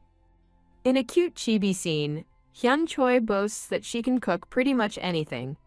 The light-hearted meal continues. Hyun-choi admits she was worried about her cooking skills since it's been a while, but was pleased with the result. When she mentions she used to cook for Hyun-chan, a dark aura surrounds Nara, who internally curses him, surprised by her own visceral reaction. Her intense reaction is described as a sudden sneak attack. Cough, cough. Nara chokes on her food, and as Hyun Choi expresses concern, she silently blames her for bringing up the name. Grumbling to herself, Nara's attention is drawn to her vibrating phone on the table. She picks up her phone to check the notification. Her eyes widen in complete surprise at what she sees on the screen. Noticing her reaction, Hyun Choi asks, "What's wrong?" With tears of joy welling in her eyes, Nara exclaims that she passed the first round of the test. She is overwhelmed with emotion, her face a picture of pure happiness. In a celebratory outburst, she cries out the name of the Payek Guild, thanking them ecstatically. Overjoyed, Nara prays to pass the second round, promising to do anything they say. As a chibi Nara celebrates, Hyun Choi calmly asks when the next test is. Nara excitedly explains that in 3 days, she'll form a party with other first-round passers and enter a dungeon. She adds that a one-night, 2-day training camp will start tomorrow before the dungeon raid. Kya! They celebrate with a feast and drinks, as Hyun Choi happily suggests they drink until they drop. From a building outside, a cheerful yes confirms their enthusiastic agreement. Later, flopped in bed, a flushed and giddy Nara giggles about how happy she is. She sighs in contentment, thinking that this is what living is all about. Completely drunk, Nara slurs that she feels great and wishes Choi good night, prompting a seated Hyun Choi to think she's wasted. From her position at the foot of the bed, Hyun Choi thinks again that Nara is completely drunk. Tucked into her own bed, Hyun Choi snuggles a pillow, sighing about how soft it is before wishing Nara a good night's sleep. The celebration's glow fades as Nara lies awake, her expression now somber and thoughtful. She stares blankly at the ceiling, lost in silent contemplation. As Hyun Choi sleeps peacefully, a thought bubble indicates she's slightly stirring. Lying awake, Nara quietly worries to herself, wondering if she'll be able to do well. Hyun Choi sits up in bed, teasingly asking if Nara is fishing for compliments, which she quickly denies. Flustered, Nara turns away in annoyance, muttering that she should have known better.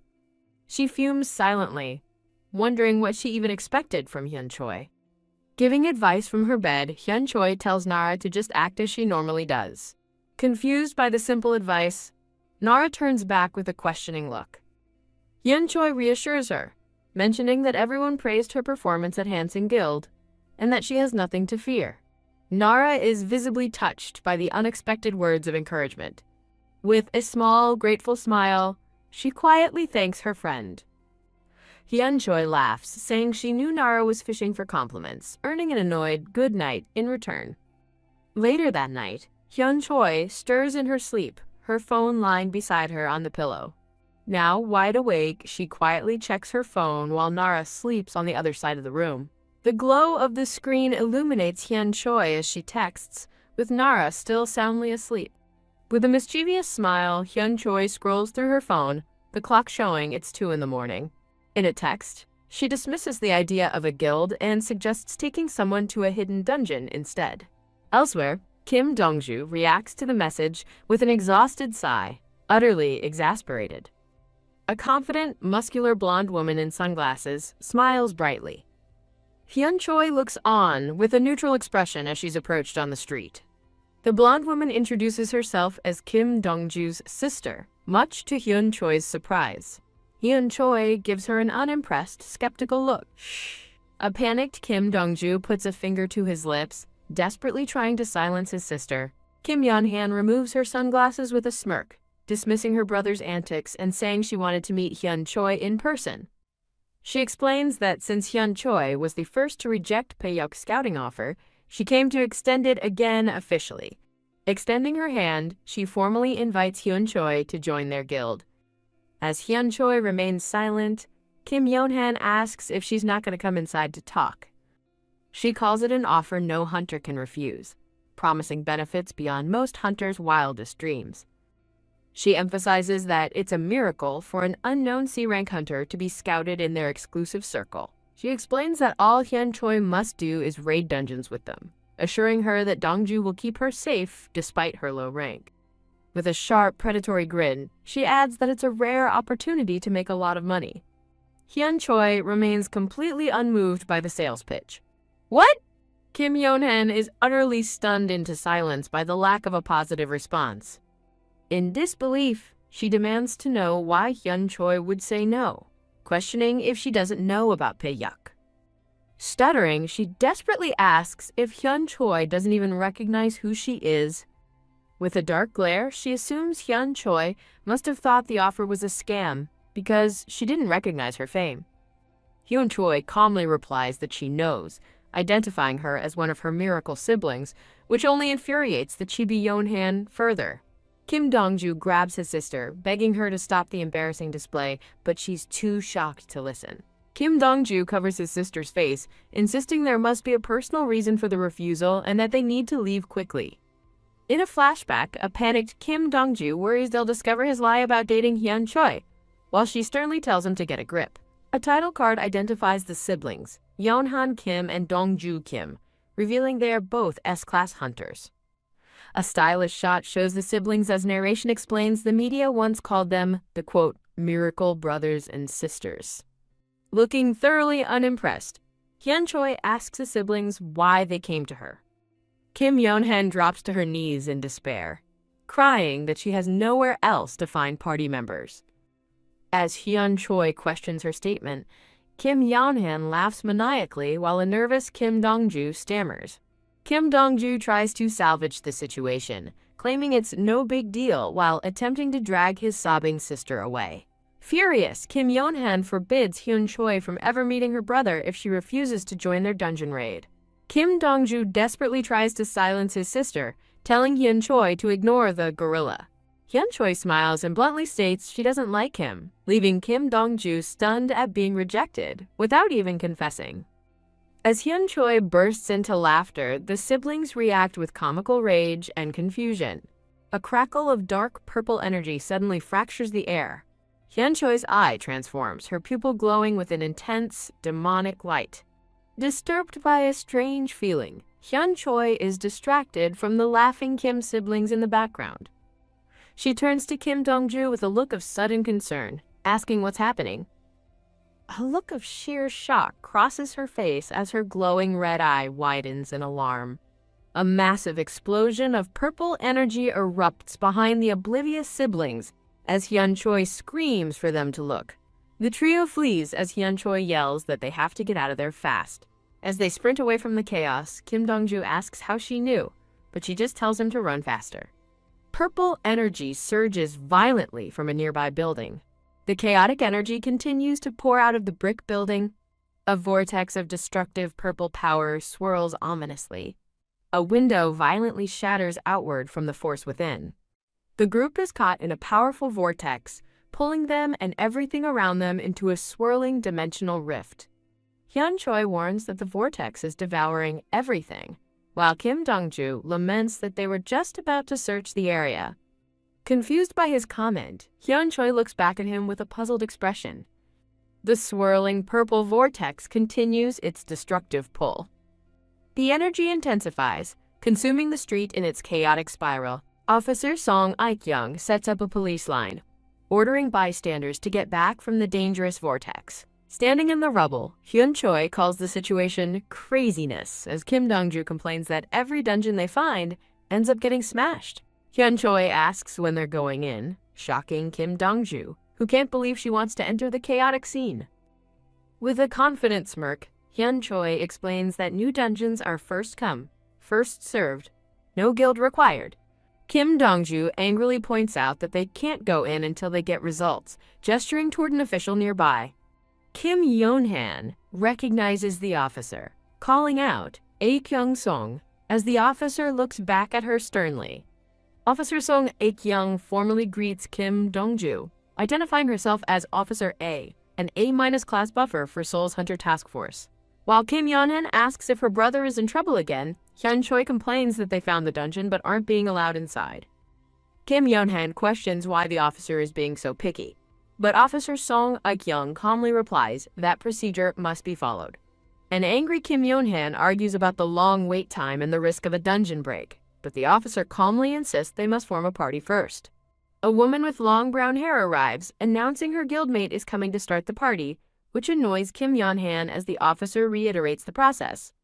The woman, holding a large crystal staff, introduces herself as Nam Yeon-yeon, an A- rank healer from the Paeyuk Guild.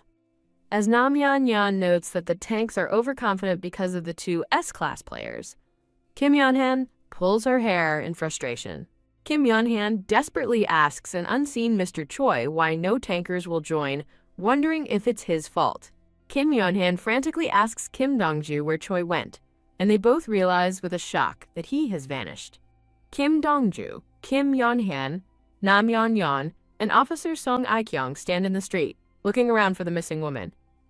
The group stares toward the swirling dungeon entrance as Kim Yeon-han realizes Hyun Choi may have gone in alone. Watching his sister's antics, Kim Dong-ju muses that Hyun Choi sometimes seems more sane by comparison. Kim Dong-ju smirks at Nam Yeon-yeon, asking if his reputation alone is supposed to work, but she counters that she'd get in trouble with her guild. Kim Yeon-han yells furiously at someone named Jae, declaring she's just going to charge in herself. Kim Dong-ju dismisses his sister as a weirdo, prompting Kim Yeon-han to shout back that she wants to be a weirdo too. A blonde man grabs Kim Dong-ju's arm, but Kim Dong-ju shoves past him, yelling that he's coming. As other hunters try to restrain the frantic blonde man, a voice from off-screen orders them to grab his limbs. Kim Dong-ju holds the blonde man in a tight grip as the man internally panics, thinking Kim Dong-ju is insane and wondering why he's surrounded by crazy people. Kim Dong-ju calmly introduces himself, and an off-screen voice asks, "What?" As he and a purple-haired woman hold the blonde man down, she asks if it was Hyun Choi who just entered, and he confirms it was. The purple-haired woman looks down thoughtfully, taking in the information. In a chibi-style scene, Kim Dong-ju asks the woman why she wanted to know about Hyun Choi, but she dismisses it as nothing. Kim Dong-ju internally questions why the leech is asking about Hyun Choi and worries that they can't enter the dungeon now. He glances away, thinking to himself that the man has become a nuisance. A woman with glasses runs in with a clipboard, announcing the dungeon forensics results are in, and the blonde man eagerly asks if he can enter. The woman with the clipboard informs the group that the dungeon's current rating is B. The blonde man explains that the horsepower measurements from the dungeon indicate excessive energy, signaling an impending dungeon break. He argues with the official, stressing that this is why he requested urgent entry, and desperately wants to avoid a repeat of an incident from 8 years ago. Kim Dong-ju calls out "sister," but the blonde man angrily tells him not to talk unless he's going to help. With a look of grim determination, Kim Dong-ju prepares to act. He announces he'll go first and sprints toward the dungeon. A swirling purple vortex, the dungeon gate, hangs ominously between two buildings in the city. The scene shifts to a forest floor as someone remarks, "Oh, that sucks." Hyun Choi stands in a forest, disappointed to find the dungeon empty and smaller than she expected. Her attention is caught by ancient stone ruins visible through the trees. She studies the towering weathered pillars, contemplating their origin. Standing before the massive structure, she comments on its age and the novelty of finding ruins in a dungeon. She wonders if humans built the ruins and where they went, as the dungeon monsters are incapable of speech. As dark feathers drift down, she questions how she knew the dungeon was here, suspecting it's an effect of the parasitic ring. She turns with a confident smirk, announcing that her awaited opponent has finally arrived. A colossal creature with a single massive eye and angelic wings descends toward her. With a mocking smile, Hyun Choi calls the creature ugly and asks if its wings are heavy. The creature's powerful wings beat the air. The winged eyeball soars majestically through the sky. Its massive eye glows with energy as it prepares to strike. Blasts of light rain down, forcing Hyun Choi to leap away from the explosive impacts. She gracefully dodges the relentless barrage of attacks. With a focused gaze, she continues her evasive maneuvers. She lands perfectly, ready for her counterattack. Facing the winged eye, she clenches her fist, asking if that's all it has to write home about. With a wild grin, she lunges toward the monster, screaming for the ugly bastard to die. Her attack lands with a sickening, bloody impact. A brutal strike causes the creature's massive eye to erupt in a fountain of blood. "Ah! Noisy!" she yells, covering her ears and questioning how the mouthless creature is making so much noise. The wounded creature is thrown back by the force of her assault. Mortally wounded, the creature lies on the ground, weakly crying for someone to kill it. Han Choi looks down at her defeated foe, surprised that it was stronger than she thought. She covers her mouth in feigned disappointment, sarcastically lamenting that they all died in one go. Standing over the corpse, she wonders why there was only one and where the others are. Suddenly, a deafening shriek echoes from above.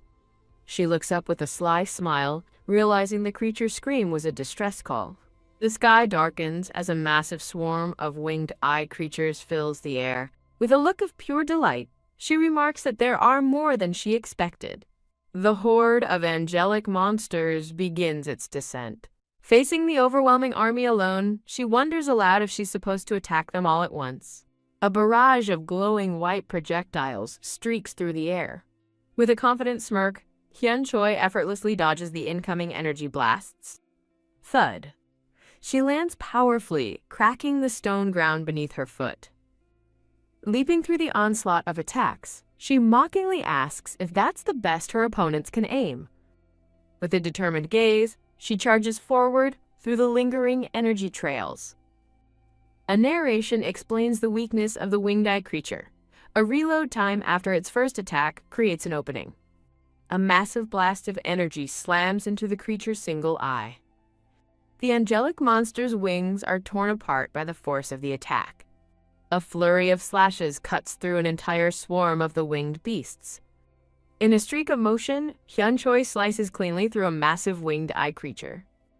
Landing on the monster's falling corpse, she is surrounded by a shower of white feathers. Her hand drips with red blood, the golden parasitic ring stark against her skin.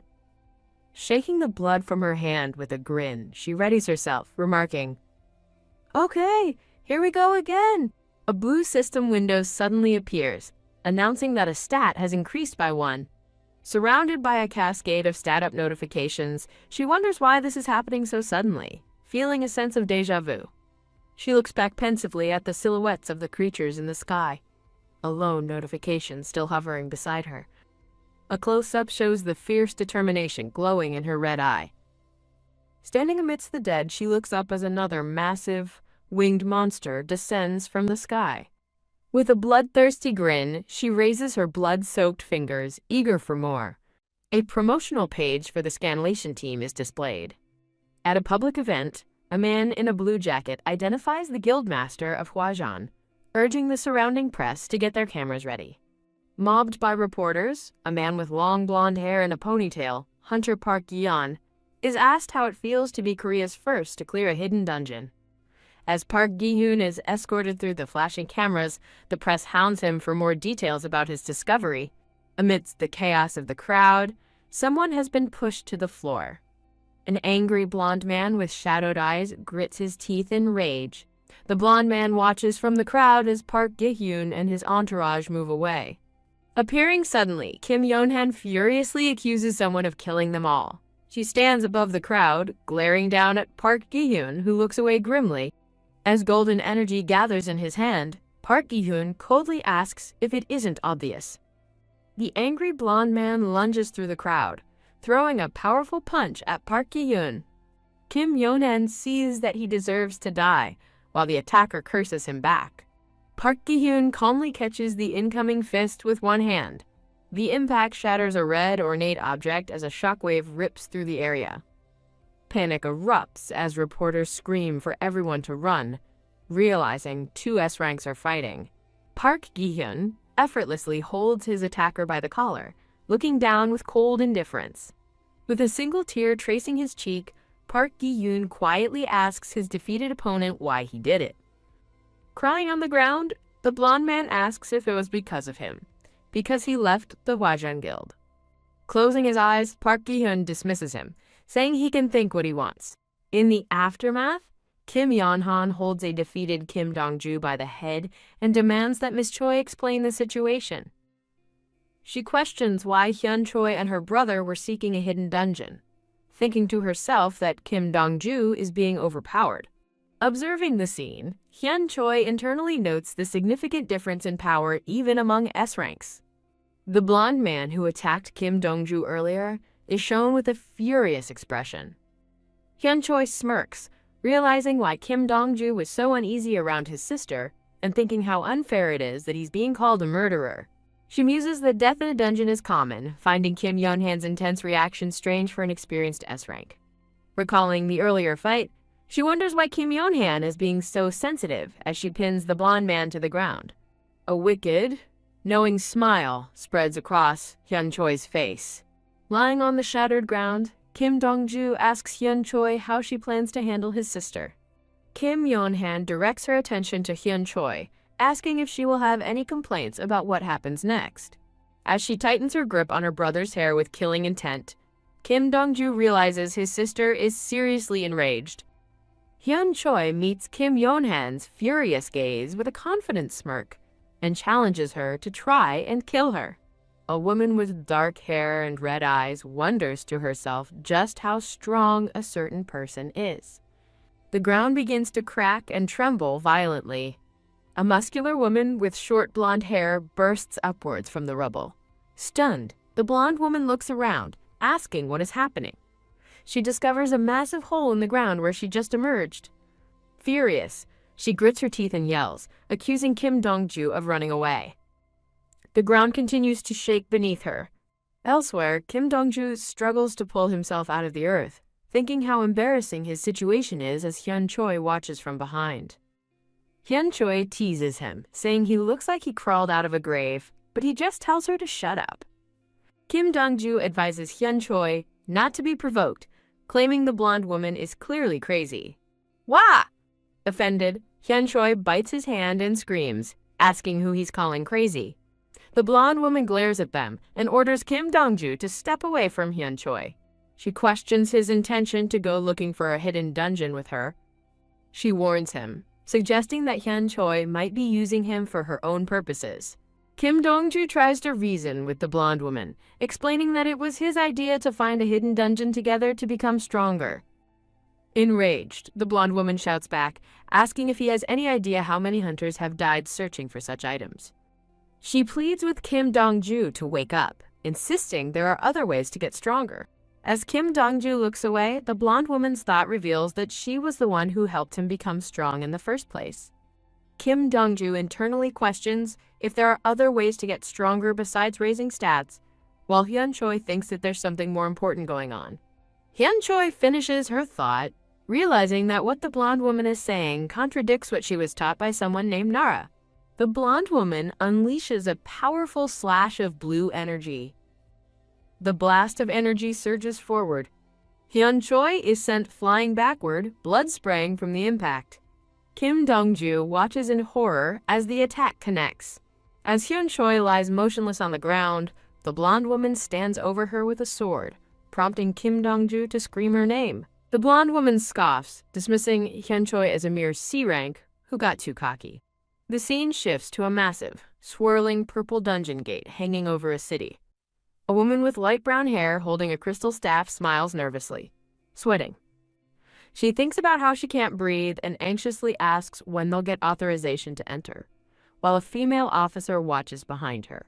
A voice calls out to the officer, identifying her as Officer Song Aek-young. With a determined gaze, Officer Song Wook-young listens as someone announces that the raid authorization has been issued.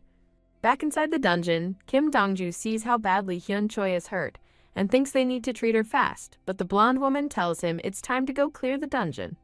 Kim Dong-ju looks up, his expression a mixture of anger and distress. As Kim Dong-ju cradles the wounded Hyun Choi, the blonde woman coldly states, "This is why people like her chase hidden dungeons," leaving him to ask what? He calls her words harsh, but standing among monster corpses, she insists she's just stating the facts. The blonde woman makes an offer, telling Kim Dong-ju she can give him what he needs and asking if he understands. Kim Dong-ju glares back at her with hardened resolve.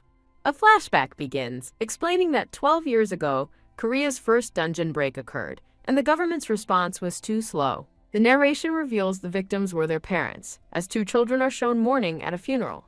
The young girl, her face bruised, looks up in despair and thinks, "Sis?" Her eyes widen in shock and trauma. Now a successful S-rank hunter named Kim Yeon-han. She faces a barrage of questions from the press about her new rank and her family. A news report highlights the appearance of Korea's 4th S-rank, noting that guilds are vying to recruit Hunter Yeon-han. When asked about her younger brother potentially becoming an S-rank, Kim Yeon-han looks out at the blinding flashes and thinks it would be a miracle. A man with reddish hair enthusiastically suggests they could be called the miracle siblings. In a schoolyard memory, a boy complains that a young Kim Dong-ju just stole the ball from him. Another boy cheers for Kim Dong-ju to score as he kicks the soccer ball with superhuman force. The ball smashes into the stone wall behind the goal, leaving everyone stunned. One of the boys shouts in disbelief that the ball is stuck in the wall. Young Kim Dong-ju bursts through a door, yelling for his sister and asking if she really quit the Hwajin Guild.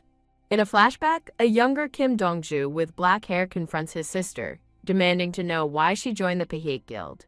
His sister, a young Kim Yeon-han, turns and offers him a small box, telling him his timing is perfect. Opening the box reveals a glowing red mana stone, and he asks in confusion why she's giving it to him. Kim Yeon-han explains with a smile that the rare red mana stone will boost his stats, but he must keep it a secret. Stunned, he asks if he can really have it, and she assures him that she got it just for him. She promises to bring him more, but reveals there is a condition attached to her help. He looks back at her, asking what the condition is. The scene shifts as an angry Kim Dong-ju demands to know why she brought him here and how long he has to hide.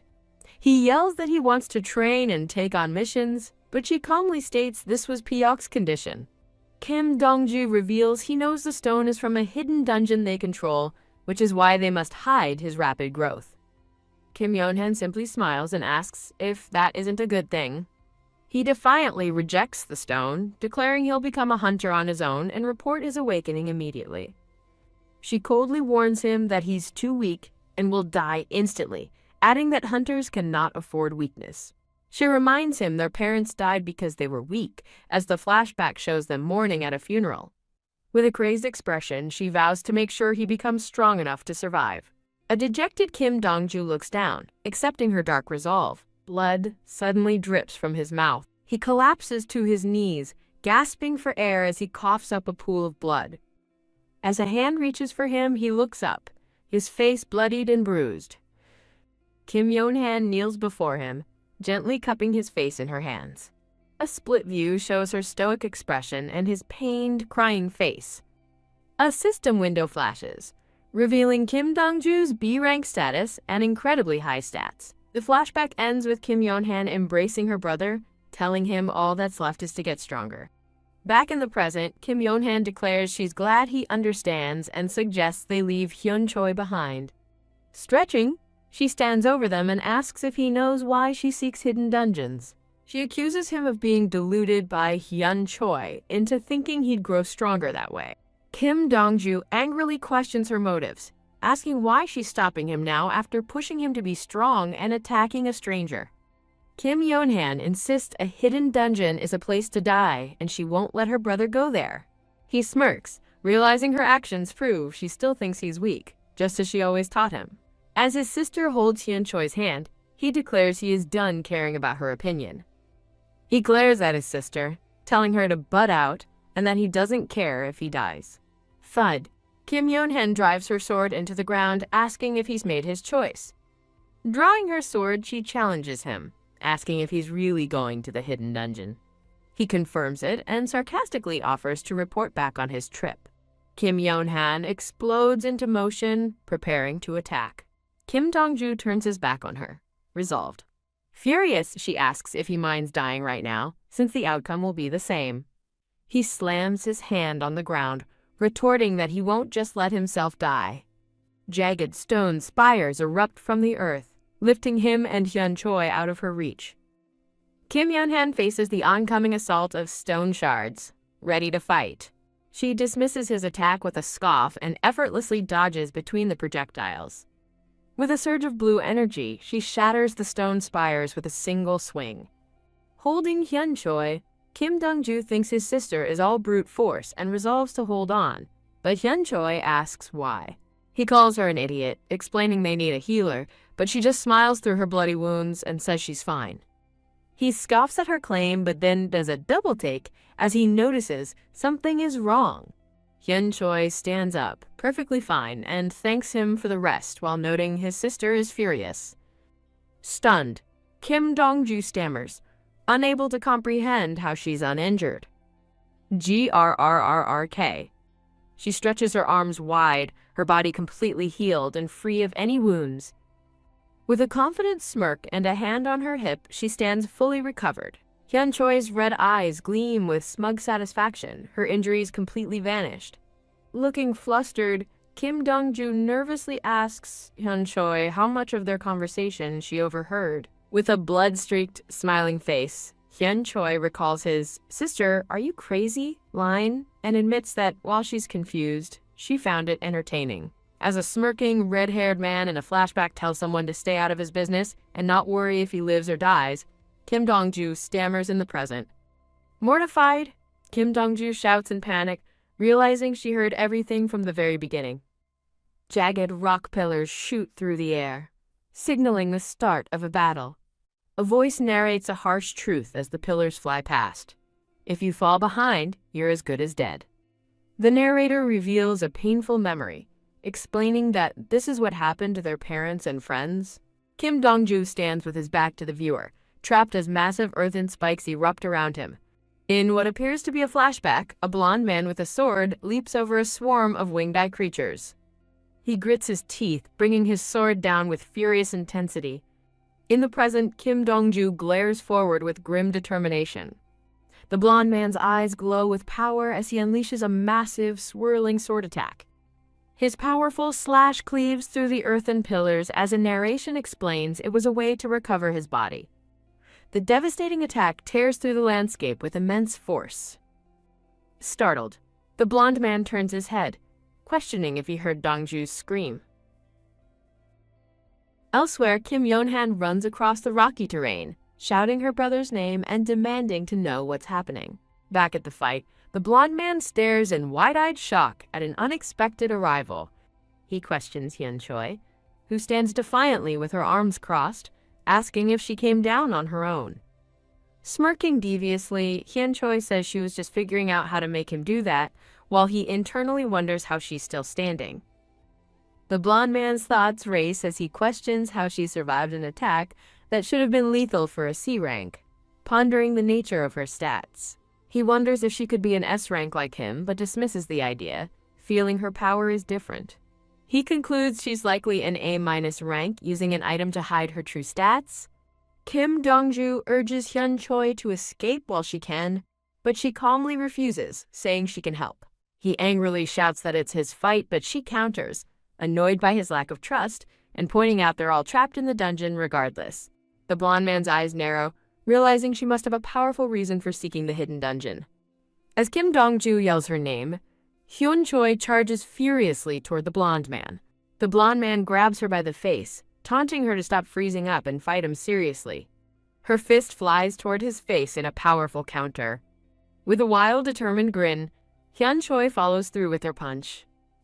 She strikes him, but a strange energy flares as he appears to block the blow. She is sent flying backward through the air by a powerful counterattack, much to Kim Dong-ju's horror. Kim Dong-ju screams her name as she crashes violently into the ground below. Coughing, Hyun Choi kneels inside a massive crater created by the impact.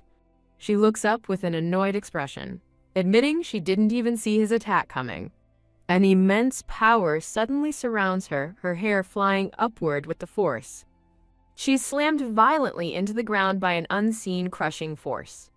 Pinned to the shattered earth, she struggles against the immense pressure. A hand presses down on her back, channeling a powerful blue energy into her. The ground cracks beneath her, as the invisible weight intensifies, crushing her completely. The blonde man looks down dismissively, remarking that even dungeon items are unimpressive, while Hyun Choi lies pinned by a glowing aura. He warns her to watch her tongue, as she struggles to push herself up from the ground. Cursing the force holding her down, she grits her teeth, determined to break free. She strains with every ounce of her strength, fighting against the crushing pressure. As she lets out a scream of effort, the blonde man calmly declares that it's too late. Huff. Exhausted, Hyun Choi collapses onto the ground, panting for breath. She lies defeated, struggling to catch her breath after the overwhelming assault. The blonde man notes her rapid regeneration with surprise, then mockingly encourages her to keep healing since it's her specialty. Kim Dong-ju yells for him to stop, but the blonde man threatens to crush Hyun Choi so completely that even her regeneration won't save her. He offers Kim Dong-ju a chilling ultimatum: forget the hidden dungeon, and he will let Hyun Choi live. Staring in shock at the blonde man, Kim Dong-ju weakly utters his sister's name. With a hand to her forehead, Kim Yeon-han reveals she was the one who helped Kim Dong-ju grow strong this whole time. Her thought continues, claiming he would have died long ago without her, as Kim Dong-ju glares back silently. Kim Yeon-han calls Dong-ju weak and questions if he has what it takes to defeat her, prompting a shocked look from him. Kim Dong-ju coldly asks if she's finished running her mouth. In a separate scene, a brown-haired man chokes a terrified woman with dark purple hair, telling her she'd be dead without him and asking if she understands. Now bound by dark tendrils, the purple-haired woman is told to save the lies.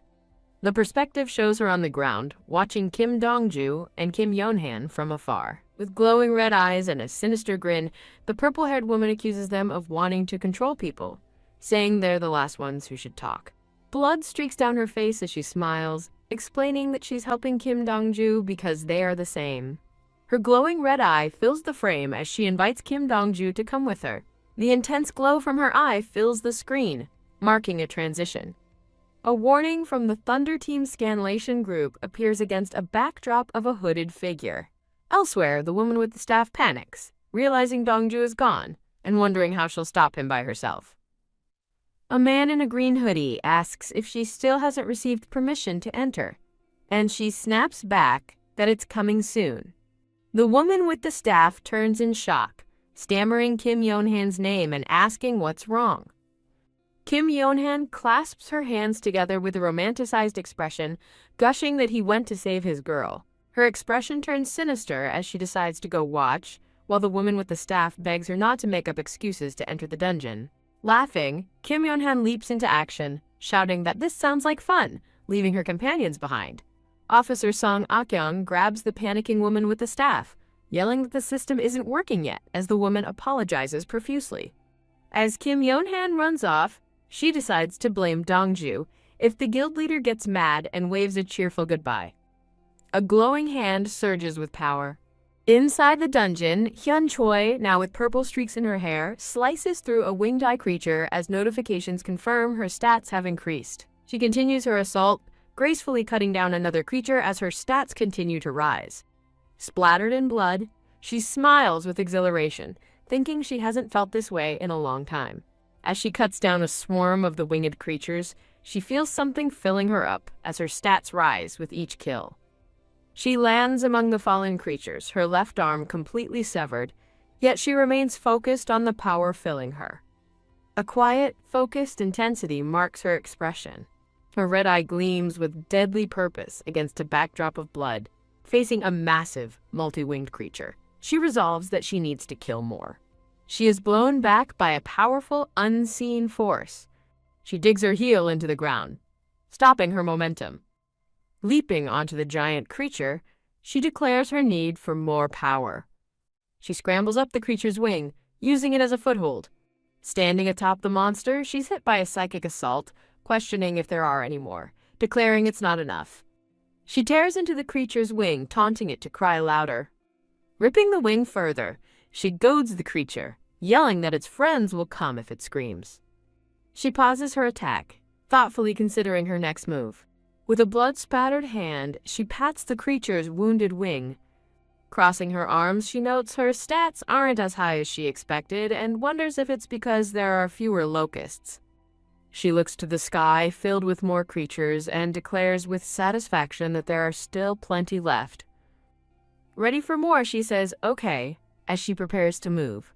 With a feral grin, she lunges back into battle, She sprints along a stone surface at incredible speed.